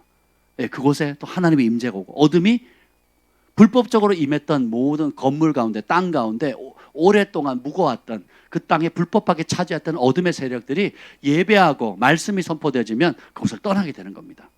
그 케빈 제다이가 그 얘기를 했잖아요. 그 어떤 자기는 반경 10m라 그랬나요? 그러니까 한 10m 정도 파장이 간대요. 그래서 저 스튜어디스로 20몇 년을 일할 때에 자기가 지나가면, 다른 스튜어디스들이 지나가면 아무 일이 없는데 자기가 지나가잖아요. 그럼 이분이 성령 충만을 지나가면 막 사람들이 깔깔대고 운대요. 웃는데요. 막 깔깔대고 웃는데요. 막 이렇게. 그러면서 치유가 되고, 어떤 사람은 막 그렇게 운대요. 또 울면서 치유가 된다는 거죠. 그러면서 부른대요. 이상하다고, 당신이 지나가면 나도 모르게 뭐 어떻다고. 당신 그 예수 믿는 사람이냐고. 그러니까 그 스미스 위글스워스도 그랬잖아요. 근데 하나님께서 각 사람에게 영적인 그 성령 충만함과 주님과의 친밀함의 깊이에 따라 줄 수 있는 파장이 있거든요. 그렇잖아요. 어떤 사람이 딱 들어오는 순간 어두워지는 사람이 있어요. 팍 깔아앉는 사람이 있거든요. 어떤 사람이 딱 들어오면 빛이 임하는 것처럼 밝아지고 기쁨이 임하는 사람이 있어요. 교회도 마찬가지입니다. 제가 사역하러 가면 어떤 교회는 딱 들어가면 늪이야, 늪. 칙칙하니. 그리고 늪에는 항상 이렇게 기어다니는 벌레들, 이상한 벌레들 있잖아요. 딱 앉았는데 막 늪이야, 칙칙하니. 이거는 불을 켰는데도 어둡게 느껴져요. 어떤 교회는 딱 가면요, 막 정말 기쁨, 신선합니다. 그냥 맑고 신선하고 깨끗하고 거룩하고 너무 좋은 거예요. 사역자들의 천국이라 할 정도로. 여기는 그냥 됐다, 그냥 뭐 그냥 물만난 고기라고 막 할 수 있는 곳이 있고, 또 어떤 곳에 가면, 특히 이제 경남 지역 가면 그렇습니다. 막 뻑뻑하고요. 그러니까 물 하나 없는 건조한 사막 같아요. 가면 먼지바람 풀풀 나르고 뜨거운 햇살에 먼지바람 풀풀 나는데 내가 물이 없어가지고 목이 할딱할딱할딱 그런 느낌 있잖아요. 그런 교회들이 있습니다. 그래 가면 이제 우리 김 목사님은 그런 걸 느끼니까 못하겠다 이러고 있고, 저는 어떻게 해요? 나는 그거 부수러 온 거예요. 그 분위기 바꾸려고. 그러면 이제 그걸 안 그런 척하고 이제 말씀을 선포하고 기도하고 찬송함으로 그 분위기를 바꾸는 거예요. 광야에 강물을 내는 겁니다. 강물. 이게 사역자가 할 일이거든요. 죄인들의 친구가 할 일이거든요. 의사가 해야 될 일이거든요. 못 고친다는 사람 고치는 게 의사 아니겠습니까? 그죠? 못 어울리는 사람 어울리는 게 제일 친구 아니겠습니까? 그죠? 살 소망이 없다는 곳에 살리는 게 복음을 전파하는 사람의 사명이 아니겠냐고요. 그죠? 근데 그것이 우리의 능력으로 되는 게 아니라 우리 안에 계신 성령님. 그분이 말씀을 주십니다. 평안하라. 그럼 끝난 거예요.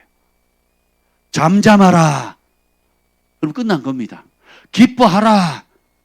그 말씀을 받으면 끝난 거예요. 아멘. 항상 기뻐하라. 그럼 끝난 거예요. 기쁨이 넘치게 되는 겁니다.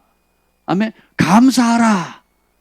끝난 거예요. 하나님 말씀 하늘의 입이 딱 정해진 겁니다. 그럼 어떻게 감사가 있는 거예요. 기쁨이 있는 겁니다. 어둠이 떠나게 되는 거예요.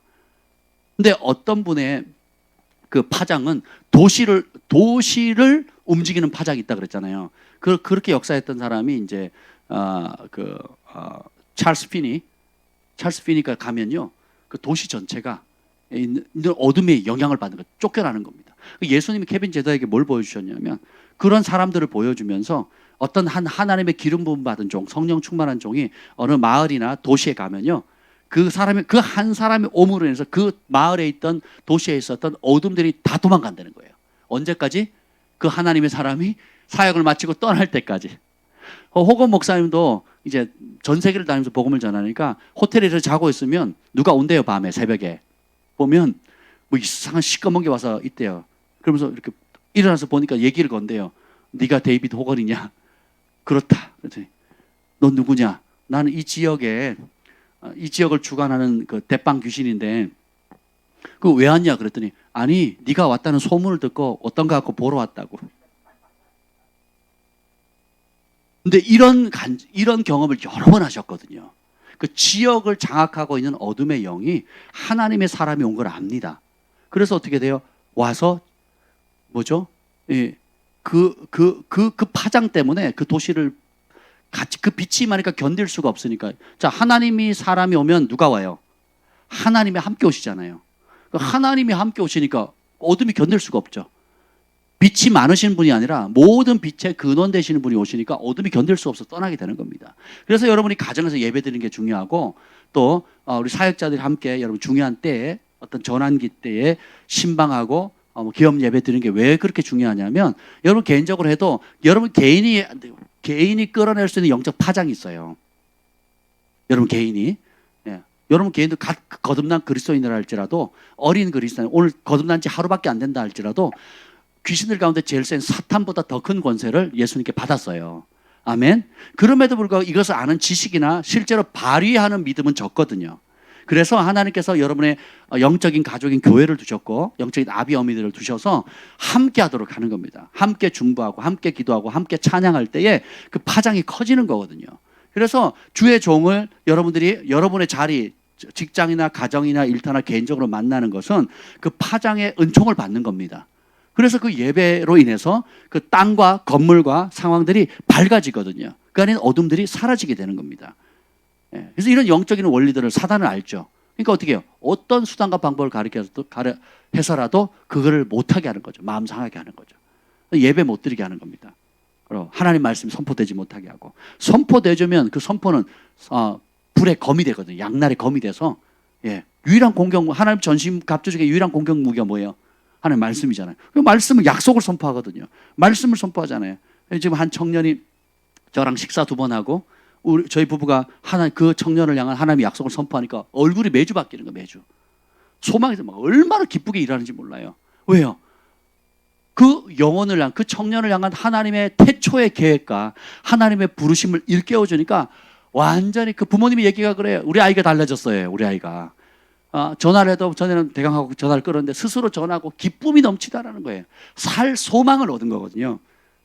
이게 하나님 말씀의 능력인 겁니다. 아멘. 그래서 여기 보면 보혜사 내 이름을 보내실 성령 그가 너에게 모든 것을 가르치시고 몇 가지?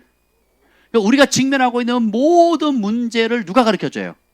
보혜사 성령님. 그분이 어디 계셔요? 아멘. 근데 문제는 뭐예요? 어떤 문제가 빠바방 터졌을 때 내 안에 계신 보혜사 성령님께 먼저 찾아가는 게 아니고 어떻게 해요? 문제에 압사당하거나 그 문제에 같이 빠져들어 버려요. 그리고 문제 때문에 자존심 상하고 문제 때문에 화가 나고 문제 때문에 분노하니까 성내는 자는 하나님 뜻을 이룰 수 없다 그랬죠. 그죠? 그러니까 사단이 어떻게 해요? 성질을 내므로 성질을 내면 하나님과의 관계가 차단돼 버리거든요.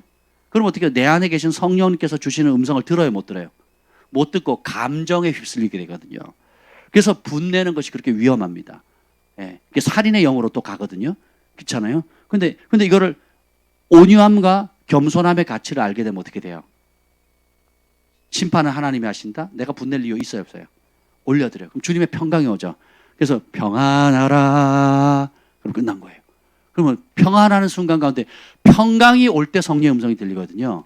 그러니까 내 영혼에 평안할 때 그때 내 안에서 세미한 음성으로 들려주는 그 음성이 성령의 음성인 겁니다. 아멘. 그럼 그 음성을 듣고 순종을 하면 그때는 내 능력이나 내 지혜의 능력이 아니라 하늘의 능력이 나를 통해서 흘러가게 되는 거예요. 그래서 모든 일에 주님께서 내 안에 계신 성령께서 가르쳐 주시는 그 혜택을 누리셔야 돼요. 공부할 때도 마찬가지, 학생들 공부할 때도, 또 진로를 결정할 때도, 여러분 자녀를 양육할 때도, 사업의 중요한 결정을 할 때도. 다시 읽어봅시다. 너희에게 몇 가지를 가르치시고 모든 것을 가르치시는 그분의 혜택을 받으셔야 돼요. 저희가 영적인 상담을 하고 이제 그 문제에 대한 해법을 제시합니다. 그러면 어떤 사람은 아멘 하고 받습니다. 아멘 하고 받으면 받고 순종하는 그대로의 기적을 경험해요. 그 말씀의 혜택을 누립니다. 어떤 사람은 목사님 좋은 생각인데요, 목사님보다 좀 크고 좀 유명한 목사님 그렇게 얘기 안 하시더라고요. 다르게 얘기하시더라고요.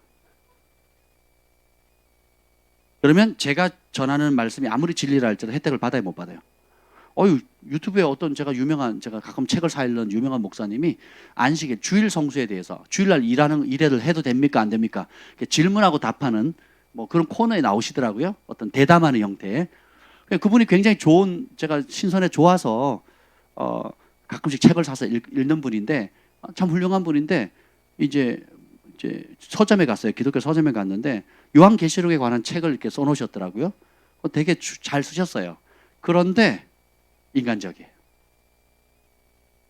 제가 충격을 받았어요. 잘 쓰셨어요. 어떤 면이냐? 지금 현재를 살아가고 있는 하나님의 말씀을 오늘을 살아가고 있는 우리에게 적용할 수 있는 교훈적인 측면에서는 너무 잘 쓰셨어요. 진리가 아니에요. 사람을 진리로 이끌어야 되는데 진리가 아니고 오늘을 살아가고 있는 사람들에게 고민하고 있는 문제를 그냥 쉽게, 그냥 먹기 좋게, 그러니까 편하게 설명해 놓은 것 뿐이더라고요. 제가 충격을 받았습니다. 제가 그 유튜브에 이제 그 어떤 특정한 주제를 치면 그 관련된 게 나오잖아요. 근데 어떤 문제가 나왔냐면 이제 대담 형태로 그분이 나오는데, 주일날 일을 해야 됩니까, 안 해야 됩니까? 가게를 오픈해야 됩니까, 말아야 됩니까? 그랬더니 그분이 뭐라고 답을 하냐면 이렇게 얘기하는 거예요. 뭐라고 답을 하냐면, 만약에 그 주일을 일하는 게 이제 주인이 예를 들는 거예요. 주인이 거기에 있는 수익을 그 수익을 얻어서 종업원들에게 다 나눠주는 분이 있습니다. 실제로 그런 분이 있대요. 자기가 아는 분 가운데 나눠주는. 그러면 주일날 그렇게 일해도 괜찮다고.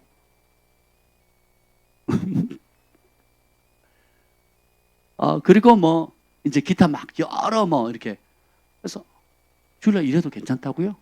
네. 그렇게 얘기를 하는 거예요.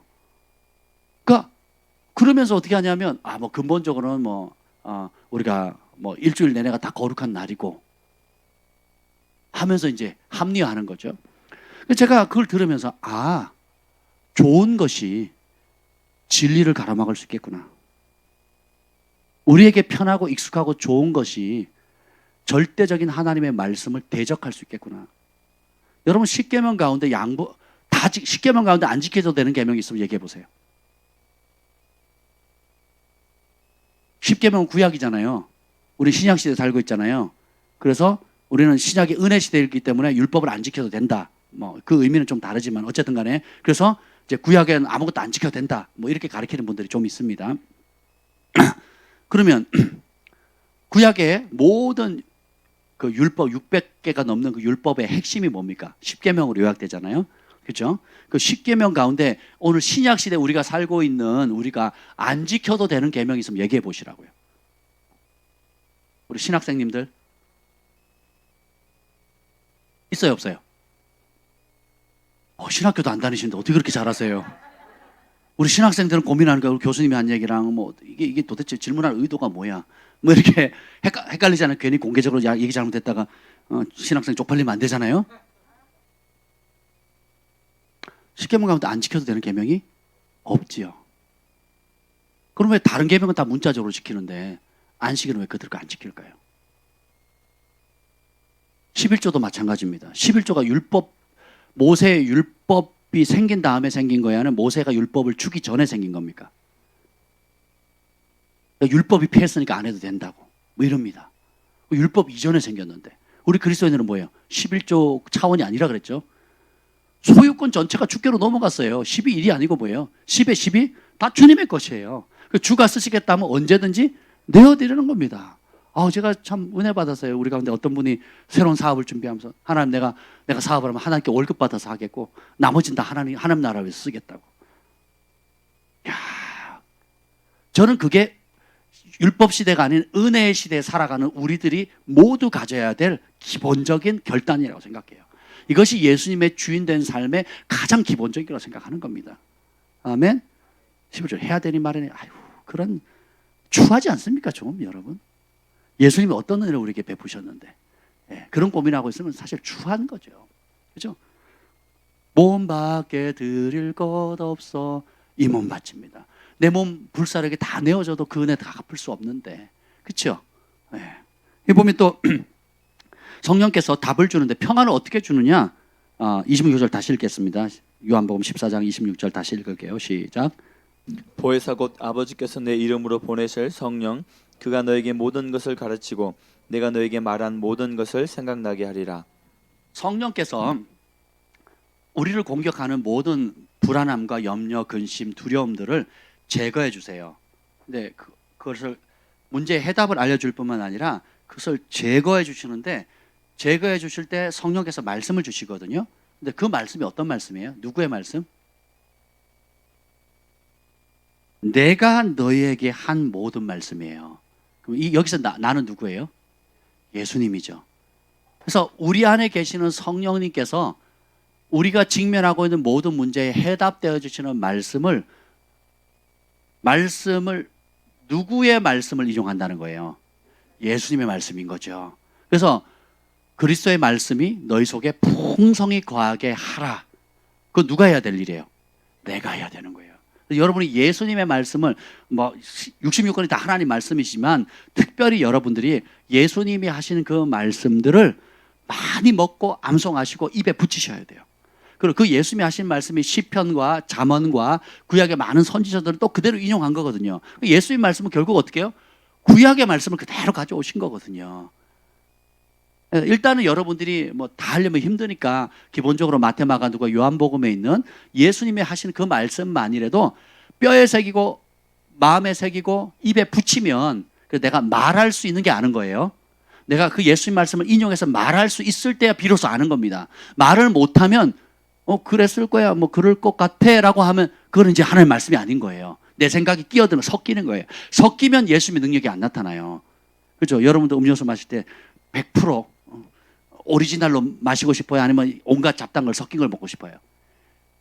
오리지널을 먹어야 되는 것처럼 그럼 오리지널의 파워가 나가는 거거든요. 거기다가 온갖 MSG를 넣어버리면 그 맛이 떨어지는 거예요. 우리가 기성품에 그 된장국을 그걸과 김치찌개를 먹는 거랑 그 공장에서 만든 거 있죠. 그거랑 우리 미나자매님이 끓여주는 된장찌개는 완전히 다릅니다. 어제도 제가 늦게 저녁을 못 먹었는데 우리 한다 사모님이 와가지고 그 편의점에서 쿠폰을 가지고 도시락을 가지고 오신 거예요. 그리고 먹으니까 좀 그러긴 한데 된장찌개 있다고. 제가 지나가면서 된장 같은 거 없냐 그랬더니 된장찌개 있다는 거예요. 미나자매님 끓여놓은 거래요. 제가요 밥을 다 넣어가지고 큰 그릇에다가 다 먹었잖아요. 그 된장에 MSG가 안 들어가거든요. 할렐루야. MSG가 들어갔으면 제가 싫어했겠죠. 두 번째 먹는데 너무너무 맛있습니다. 복음도 마찬가지예요. 원복음을 전하면 원복음의 능력이 나타나요. 말씀도 마찬가지입니다. 우리 안에 계신 성령님께서 우리가 평소에 먹어뒀던 말씀, 평소에 사랑했던 말씀, 평소에 암송했던 말씀, 평소에 내가 즐거워했던 그 말씀을 가지고 있을 때 어떤 문제가 빠방 터지 그 말씀을 통해서 역사하시는 거예요. 그리고 그대로 믿고 그대로 증거하면 그대로의 능력이 나타나는 거예요. 거기다가 뭔가 소금 뿌리고 양념 뿌리고 유명한 목사님의 의견과 또 큰 교회 또 인기 있는 사람들의 여러 잡다한 조미료를 팍 뿌리면 어떻게 돼요? 모양새는 그럴싸한데 능력은 없는 겁니다. 제가 그런 생각이 들었어요. 인기 있는 사역자들도 참 조심해야 되겠다라는 생각을 했습니다. 그분들이 다 잘못된 건 아닌데 그렇다고 해서 다 맞는 것도 아니라는 걸 항상 마음에 새겨야 돼요. 다 맞는, 인기 있다고 또 요즘 떠오른다고 멋있다고 많은 사람이 따른다고 해서 다 진리를 가리키는 게 아니라는 거예요. 예, 여러 좋은 것도 있지만 그걸 잘 아셔야 됩니다. 제가 폄하하려고 그런 게 아니라 사람은 다 부족함이 있다라는 거예요. 그래서 어떤 부분에 명확한 진리를 전함으로 많은 사람들을 살릴 수 있는 능력을 받았다면 또 다른 부분에는 아직도 부족한 부분이 있다라는 것을 우리 사역자들이 겸손히 인정해야 되고 우리가 그걸 배우는 우리 성도 여러분들도 그럴 수 있다라는 마음의 공간을 둬야 된다는 거예요. 그래서 그걸 분별하려면 오리지널 텍스트북을 알아야 되는 거예요. 하나님 말씀에 대해서. 아멘. 그래서 뭐 안식일이 뭐 되게 중요하냐고. 그냥 마음을 드리는 게 중요하지 뭐. 그럽니다. 그러면 교회 모일 필요가 있어요? 그냥 집에서 하면 되지. 그렇지 않습니까? 집에서 그냥 하면, 여러분 교회 왜 오십니까? 비 오는 날. 그냥 집에서 드리시지. 그러면 되는 거 아닙니까? 그게 그런 게 아니라니까요. 그래서 우리가 내가 이러면 된다고, 이러면 그럴싸하다고 생각하는 것과 행동하는 건 다른 문제예요. 내가 진리를 아는 것과 그걸 순종함으로 대가를 지불해서 싸워서 이겨서 열매를 먹는 것은 하늘과 땅 차이입니다. 비교가 안 돼요, 비교가. 내가 은혜 받고 눈물 흘리는 것과 그 은혜 받은 말씀을 실제로 내가 대가를 지불하고 살아내고 버티고 인내해서 돌파하는 것은 하늘과 땅 차이라니까요. 인기 있는 유튜브 설교가 뭡니까? 좋아요. 듣기는 좀 귀가 즐겁거든요. 마음이 뭉클하거든요. 뭐 그걸 살아낼 수 있느냐? 이건 다른 문제예요, 전혀. 그래서 살아낼 수 있도록 도와주는 게 교회입니다. 영적 가족들이에요.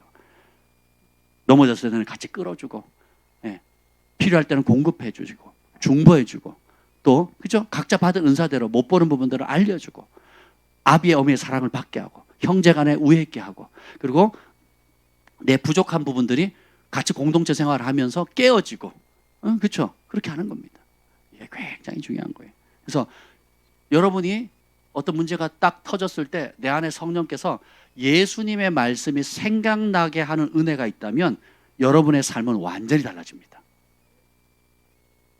근데 어떤 문제가 빠바방 터졌는데 예수님의 말씀이 생각나게 하는 성령의 역사가 없고 그때 오는 감정 있죠.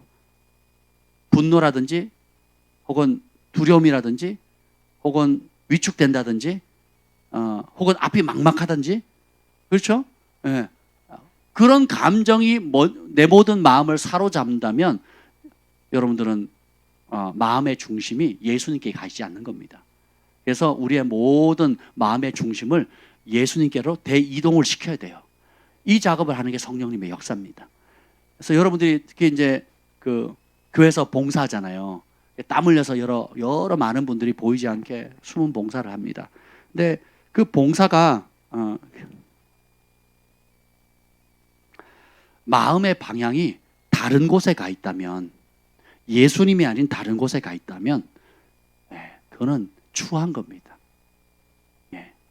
내가 무엇을 하든지 말에나 일에나 다 예수님의 이름을 하고 그를 힘입어 하나님께 감사해라. 그래서 산 제사로 하나님께 올려드리는 거예요. 누구 앞에 드리는 거예요? 주방도 마찬가지고 뭐 또 음식 우리는 뭐 성가대가 없으니까 뭐 그런 문제가 없는데 모든 교회 문제는 주방하고 성가대에서 일어나거든요. 음식 입맛을 누구에게 맞추겠어요? 그 만드는 스타일을 누구에게 맞추겠습니까? 그렇죠? 그 뒷 정리하는 거. 저도 살아보니까 이게 뭐 접시 제 위치에 올라가는 거, 컵 하나 제 위치에 올라가는 거, 숟가락 젓가락 가위 칼 가장 많이 쓰는 이런 것들이 제 위치에 가 있느냐 안 가 있느냐에 따라서 집안이 막 그냥 천국과 지옥이 왔다 갔다 하더라고요. 제가 그걸 봤잖아요, 옆에서. 뭐야, 뭐 이런 걸 가지고 그래. 근데 제 위치에 안 가 있으면 폭발하는 분들이 꽤 많더라고요. 그게 뭐라고? 그렇잖아요. 그게 뭐라고?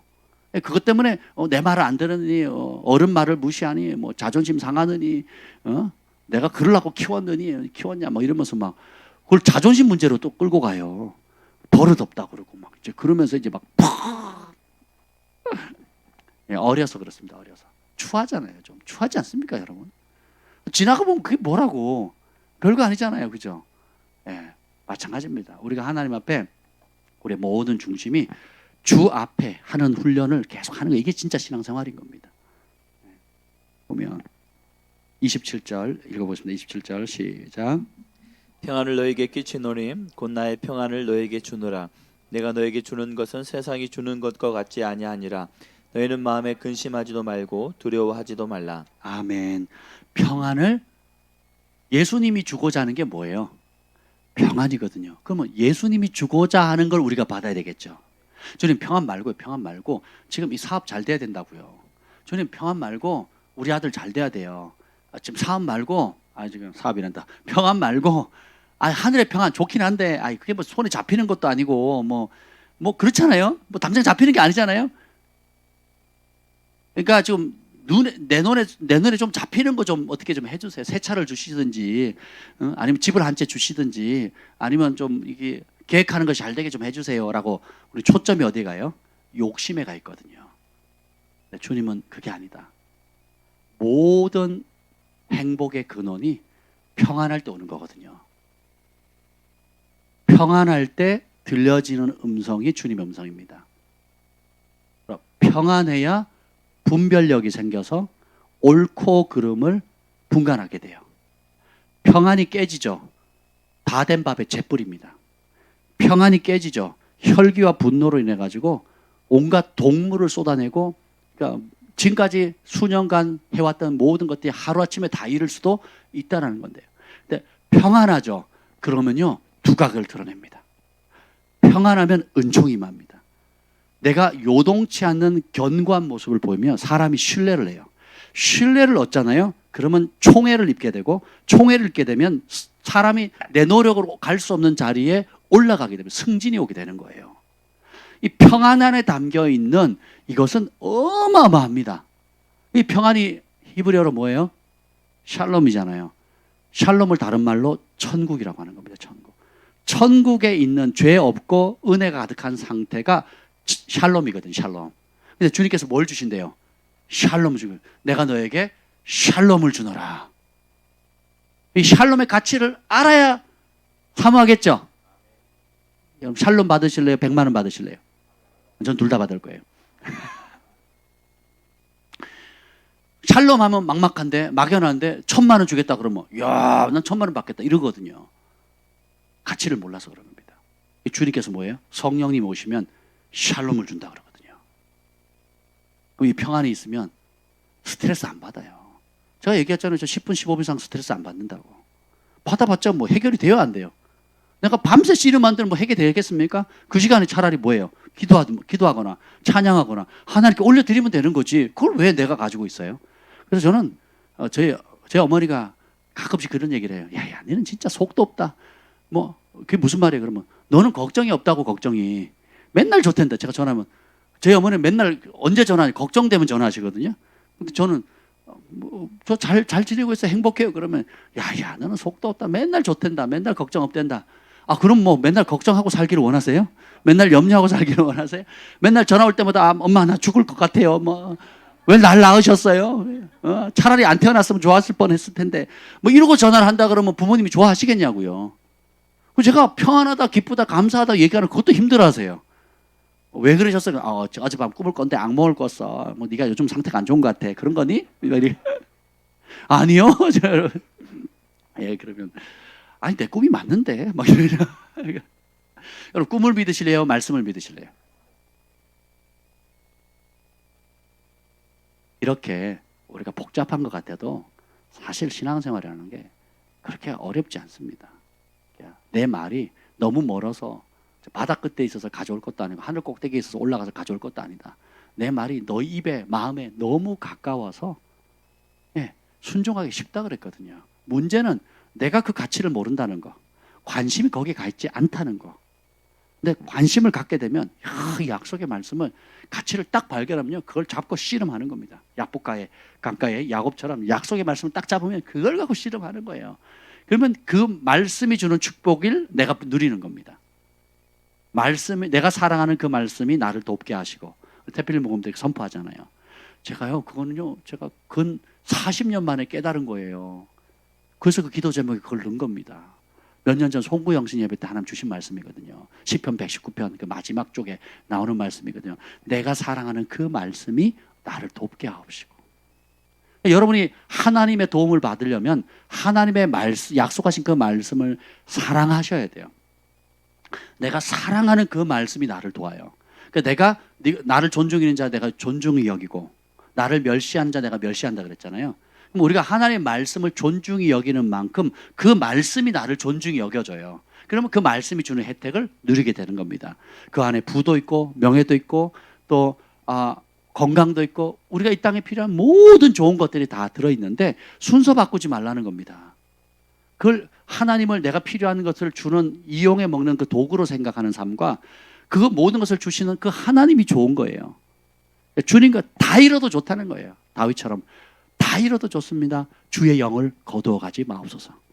주님의 영이 뭡니까? 주님 자신이잖아요. 근데 이렇게 결정하는 분들이 많지가 않습니다.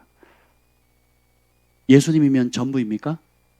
여러분 예수님 한 분이면 만족하십니까? 아멘? 그러면 근데 현장의 문제가 땅 부딪히면 문제 속에 다 빠집니다. 예.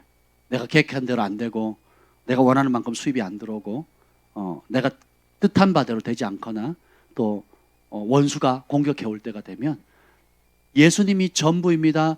주님 한 분만으로 나는 만족합니다 하는 이게 흔들려 버려요. 그리고 어떻게 해요? 같이 그 문제 속에 푹 빠져버립니다. 그러면 어떻게 돼요? 메타인지 기능이 안 되는 거예요. 내가 입으로 그냥 시인하고 인정한 것과 실제로 살아가는 것의 갭이 너무 큰 거예요. 신앙생활은 이걸 줄여가는 겁니다. 그래서 그걸 볼 때 여러분들이 평강을 빼앗기면요, 그 평강을 빼앗기는 문제를 회개하셔야 돼요. 그 영역이 하나님의 주인이 안 된 겁니다. 돈 얘기만 하면 팍 하고 화를 팍 내는 사람이 있습니다. 자식 얘기만 하면 폭발하는 엄마들 있죠. 그죠? 또 자존심만 딱 건들면 막 폭발하는 사람이 있습니다. 각자에게 어떤 문제든지 탁 건들면 평강이 깨지는 문제가 있어요. 그 평강이 깨지는 것 있다면 거기에 주인은 예수님이 아닌 거예요. 이렇게 분별하는 겁니다. 이해가 되시죠? 그러면 그 영역을 주님 앞에 가지고 가는 거예요. 그래서 그 영역에 예수님께 맡기고 주님의 통치를 주게 되면 어떤 축복이 주어지느냐? 에베소서 2장입니다. 에베소서 2장.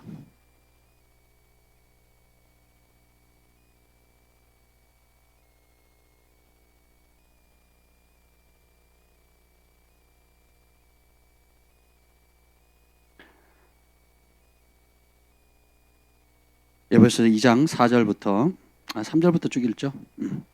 아니요, 2절부터 읽겠습니다. 아니요, 1절부터 1절부터 6절까지 한 절씩 읽도록 하겠습니다. 그는 허물과 죄로 죽었던 너희를 살리셨도다. 그때 너희는 그 가운데서 행하여 이 세상 풍조를 따르고 공중의 권세 잡은 자를 따랐으니 곧 지금 불순종의 아들들 가운데서 역사하는 영이라. 전에는 우리도 다 그 가운데서 우리 육체 욕심을 따라 지내며 육체와 마음에 원하는 것을 하여 다른 이들과 같이 본질상 진노의 자녀였더니 긍휼이 풍성하신 하나님이 우리를 사랑하신 그 큰 사랑을 인하여 허물로 죽은 우리를 그리스도와 함께 살리셨고 너희는 은혜로 구원을 받은 것이라. 또 함께 일으키사 그리스도 예수 안에서 함께 하늘에 앉히시니 이는 그리스도 예수 안에서 우리에게 자비하심으로 그 은혜의 지극히 풍성함을 오는 여러 세대에 나타내려 하심이라. 아멘. 여기 1절에 보면 허물과 죄로 죽었대요. 그래서 저 허물이 뭐라고 얘기했죠? 제가 본질에서 벗어났다 그랬잖아요. 죄는 관역에서 벗어난 거. 둘 다 벗어난 거예요. 목적도 잘못됐고 우리의 근본이신 창조주 아버지로부터 벗어났다는 거예요. 근데 이거 죄로 죽었어요. 그리고 그 가운데 행하는데 그렇게 죽게 되면 어떤 현상이 생겼냐? 이 세상 공중권세 잡은 자들이 이 세상 풍조를 통해 가지고 세상에 바람 부는 대로 움직이게 하는 겁니다. 그래서 뭐가 있긴다 그러면 글로 갑니다. 또 뭐가 인기가 없다 그러면 또 그걸 포기해버리고, 그러니까 세상의 인기와 성공과 이걸 쫓아가는 삶을 살게 하는 거죠. 그래서 하나님 보시기에 화를 내야 되고 분노해야 될 걸 부러워합니다. 그리고 멸망이 가는 사람들을 불쌍히 여기게 될 그런 행동들을 우리 그리스도인들이 부러워해요. 왜 그렇습니까? 분간을 못하니까 그래요. 분간을. 주님과 함께 분내야 될 일을 부러워하는 거예요. 주님과 함께 탄식해야 될 일을 나도 저렇게 했으면 하고 부러워한다니까요. 예, 굉장히 미련한 길이죠. 그래서 불순종의 아들 가운데 역사인데, 뭐에 대한 불순종? 하나님 말씀에 대한 불순종입니다. 그러면 3절 다시 읽겠어요. 시작. 전에는 우리도 다 그 가운데서 우리 육체의 욕심을 뭘 따라 살았다고요? 거듭난 다음에도 육체의 욕심을 강화시키려고 하면 안 돼요, 여러분.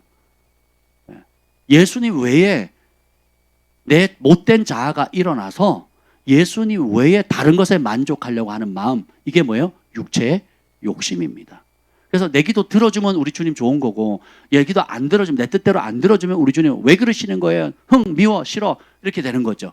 그렇게 되면 안 된다라는 것입니다. 그래서 육체의 욕심을 따라 지내며, 계속 시작. 육체와 마음에 원하는 것을 하여 다른 이들과 같이 본질상 진노의 자녀이었더니. 육체의 욕구대로, 마음이 이끌리는 대로, 내 마음대로 했다는 거예요. 내 마음대로. 그러면 어떻게 해요? 본질상 진노의 자녀가 받는 심판을 그대로 받는다는 거예요. 근데 우리가 여기서 주님께서 건짐을 받았잖아요. 받아냈음에도 불구하고 출애굽한 애굽 사람들이, 이스라엘 백성들이 다시 마음이 어디로 가요?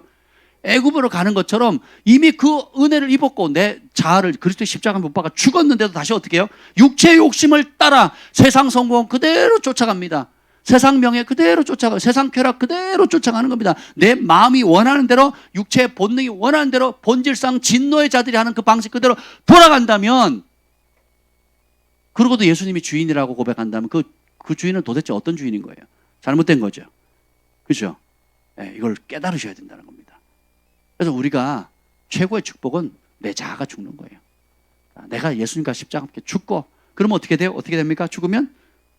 자, 긍휼이 잃었던 우리를 긍휼이 풍성하신 하나님께서 우리를 사랑하신 그 큰 사랑 때문에 베풀어 주신 은혜가 5절이에요. 시작. 허물로 죽은 우리를 그리스도와 함께 살리셨고 너희는 은혜로 구원을 받은 것이다. 본질에서 떠나놨다가 다시 본질로 돌아오는 거예요. 여러분이 계속 세상의 욕망과 욕심을 가지고 있다면 본질에 붙어있는 거예요. 본질에서 벗어난 거예요. 그렇죠? 벗어난 거죠. 그러면 구원과 회개라는 건 뭐예요? 다시 본질로 돌아오는 거죠. 그래서 하박국 3장 17절 말씀은 없고 없어도 나는 여호와로 즐거워하리. 나는 여호와 한 분만이면 족하다는 거예요. 레위인들 각 가정마다 하나님께서 장자를 레위인으로 뽑아라 그랬더니 백성들이 순종해요, 안 해요? 안 하거든요. 근데 하나의 원계획은 레위 지파를 레위인으로 만드는 게 아니었어요. 가정마다 장자를 레위인으로 세우는 겁니다. 그럼 어떻게 돼요? 그 레위인의 축복이 뭡니까? 이 땅에 붕 것이 없다. 내가 너의 축복이다. 내가 너의 유업이다. 나의 전부를 너에게 준다. 그걸 누구에게? 가정마다 장자에게 상징을 주면서 모든 가정에게, 그 가정에 하나님의 전부를 줄 게 원래 계획이었어요. 그걸 거부한 거죠. 싫습니다. 그러니까 하나님이 강제로 레위인들, 레위 지파들 너네가 다 해. 그래서 얼떨결에 최고의 축복을 받는 거죠. 이 땅에는 분깃이 없다. 근데 어떻게 해요? 이 땅은 그림자다. 그리고 이 땅에 단 너희가 있는 이 그림자를 통해서, 그림자 같은 삶을 통해서 내가 사명 줬다. 그 사명 이뤄라. 내가 너에게 부르심을 줬다. 발견해라. 그리고 그것을 이루어드리라. 그럼 내가 추수하는 날에 올 건데, 만왕의 왕 만주주로 올 건데, 그때 네가 행한 수관대로 상을 줄 것이다. 그 영광과 존귀는 이 땅에 있는 그 어떤 영광과 존귀가 비교되지 않을 것이고 나와 함께 영원히 통치하자. 이렇게 되는 겁니다. 이게 하나님의 계획이에요. 저는 이 길을 가고 싶습니다. 여러분들 그 길을 가시렵니까? 아멘. 보면 그래서 그리스도와 함께, 자, 허물과 죄로 죽었던 우리를 그리스도와 함께 살렸다. 이게 먼저는 뭐냐면 죽어야 돼요. 내가 그리스도와 함께 십자가에 죽어야 돼. 내 못된 자, 육체의 정욕을 죽여야 돼요. 그리고 나의 자랑은 뭐예요? 내 안에 예수님이 사신다는 게 자랑이 돼야 돼요. 이 사람은 가면 모든 화제, 대화의 주제가 뭐겠어요? 예수님이겠죠.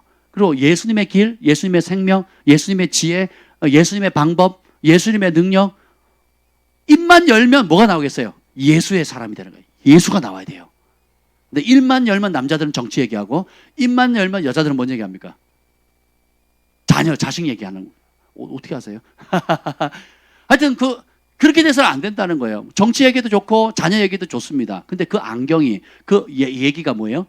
예수님의 관점이냐는 거예요. 예수님의 마음이냐는 거예요. 예수님이 제시한 방법이냐는 거예요. 자녀 문제 얘기해야죠. 근데 그 자녀 문제가 예수님이 말씀하시는 그대로냐는 거예요. 아니면 세상에서 강남 유명 학군에서 발학군에서 하는 얘기고 TV에서 나오는 성공한 사람들 아니면 TV에서 SBS, MBC, JTBC에서 말하는 그 정치적 관점이나 TV조선이나 또 보수 논객이든 뭐 급진 좌파든 상관에 그런 논객들의 관점으로 얘기를 하냐 말이에요. 전혀 다른 문제죠. 그래서 우리의 모든 생각을 사로잡아서 그리스도의 말씀에 복종시키면 이제는 이제 더 이상 내가 역사하는 게 아니라 내 안에 누가 역사해요? 예수님이. 그러면 성령님께서 내 속에 말씀을 주는데 누구의 말씀을 인용한다고요? 예수님의 말씀을 인용해요. 그럼 나는 항상 입만 열면 뭐가 나와야 돼요? 예수. 그리고 이번 여름 수련 주제가 뭐라고요? Just like Jesus. 예수님처럼이에요. 예수님처럼. 이게 하나님의 계획입니다. 하나님의 형상대로 지원받았다는 것은 하나님처럼이에요. 예수님처럼. 율법에도 예수님 인용하죠. 하나님의 신을 받은 자가 하나님의 아들이라고 하지 않더냐.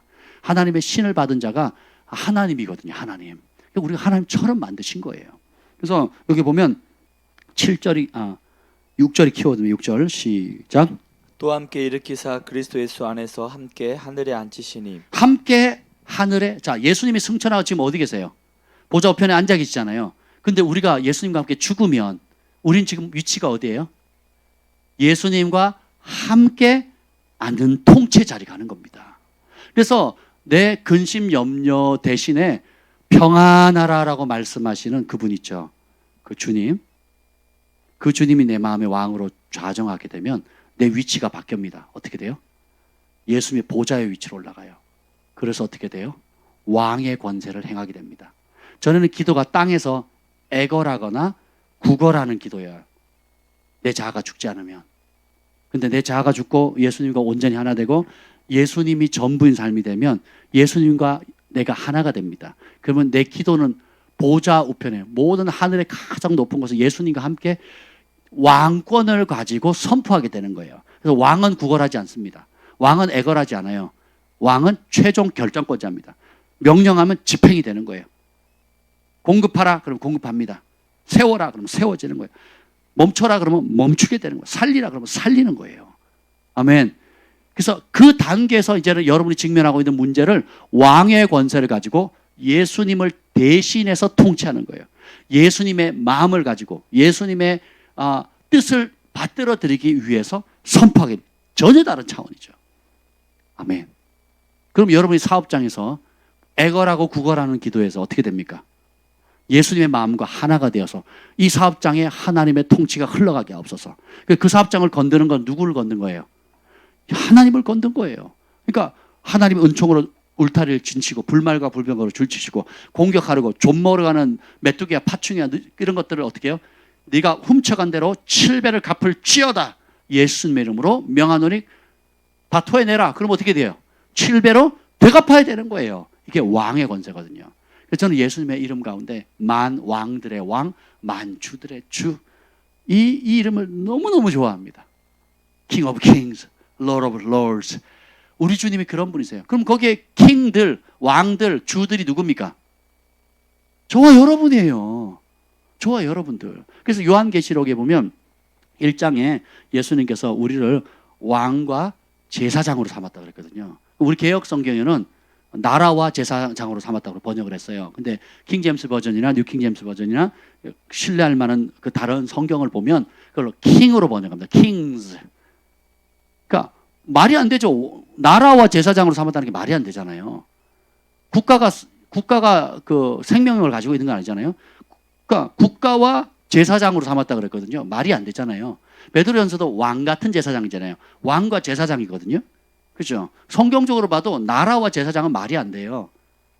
물질과 어떻게 추상명사와 어떻게 실제로 인격 체화가 같이 대우를 받습니까? 안 되는 거거든요. 예수님의 계시록 자체도 만 왕들의 왕이고 만 주들의 주인데 그걸 나라로 번역한 거는 제가 오역이라고 봅니다. 저는. 그럼 뭐예요? 영어 성경에서 말한 그대로 킹 왕들과 프리스트 제사장들로 삼은 거거든요. 왜 지금 우리가 그 연습을 하는 거예요.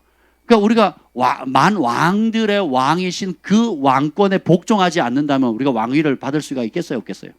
없는 거죠. 그래서 이 땅에 살아가는 동안에 만왕의 왕 대신 주님의 그 왕권에 우리가 복종하고 그분을 대신해서 통치하는 훈련을 해야 되는 거예요. 그럼 내게 없어야 돼, 내게. 내 욕심, 내 생각, 내 고집, 내 아집이 없어야 돼요. 이게 죽으면 주님과 함께 부활하고, 이게 죽으면 주님과 함께 승천하고, 이게 죽으면 주님과 함께 통치하는 거예요. 그러면 이제는 어떻게 해요? 여러분의 입술로 평안하라, 샬롬을 외치면요, 여러분을 그렇게 괴롭혔던 문제들, 질병들, 또 재정에 뻥끗 나는 것들, 이런 것들에 샬롬 그러는 순간에 평강이 오는 겁니다. 권세가 임하게 되는 거예요. 이 권세 오늘 여러분 취하셨으면 좋겠어요. 문제 빠방 터지면 뒤치다거리만 해줘야 되는 아기들 있죠. 스스로 못하니까 엄마가 쫓아다니면서 막 뒷수습 해줘야 되는 상황. 이게 애거라고 국어라는 상태거든요. 왜냐하면 이 아이들이 자아를 못 버렸거든요.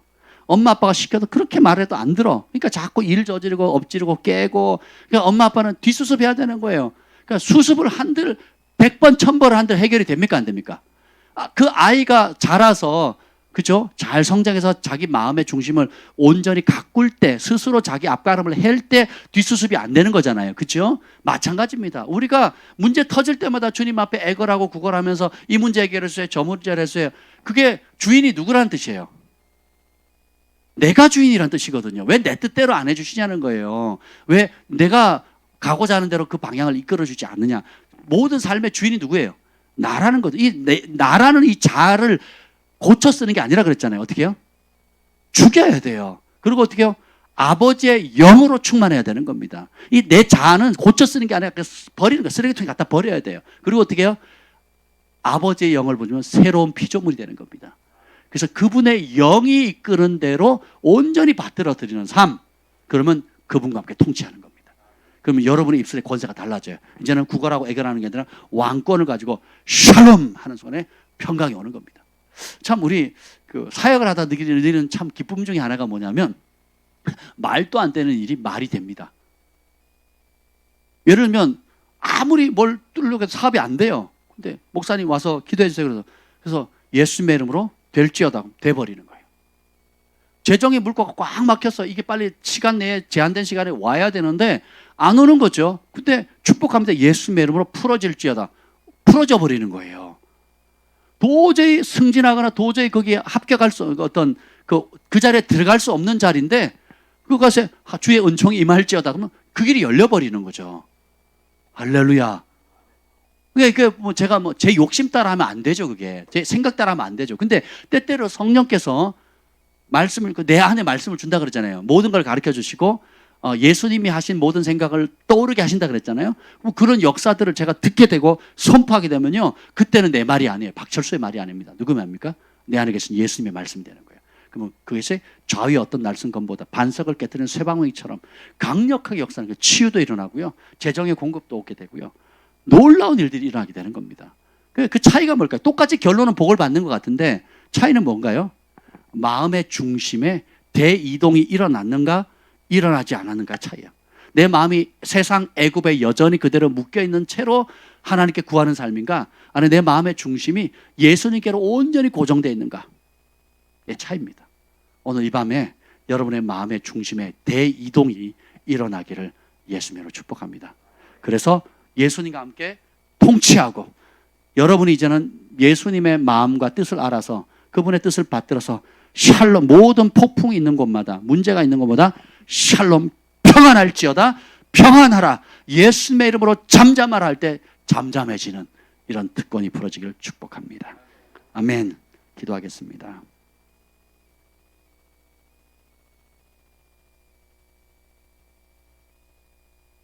주님, 허물과 죄로 죽었던 우리를 살리시고 본질상 진노의 자녀였던 우리에게 예수님을 주심을 감사합니다. 오늘 중풍병자가 자신의 문제를 해결하기에 왔지만 결국은 그는 겉으로 드러나는 문제 해결뿐만 아니라 그 마음의 중심적인 문제, 죄, 곧 인생의 목적이 잘못된 방향에 설정되어 있다는 걸 깨닫고 마음의 중심을 대이동했을 때 똑바로 걸으며 하나님께 영광을 돌렸던 것처럼 오늘 이 밤 사랑하는 주의 성도들 가운데 하나님 우리 모든 마음의 중심이 온전히 세상에서 예수님께로 고정되게 하여 주옵소서. 내 못된 자는 고쳐 쓰는 게 아니고 완전히 죽이게 하시고 성령 안에서 새로운 피조물이 되어서 새 주인이신 만왕의 왕 만주의 주 되시는 예수님께만 복종하는 삶 결단합니다. 그 은혜를 허락하여 주시옵소서. 예수님의 이름으로 기도합니다.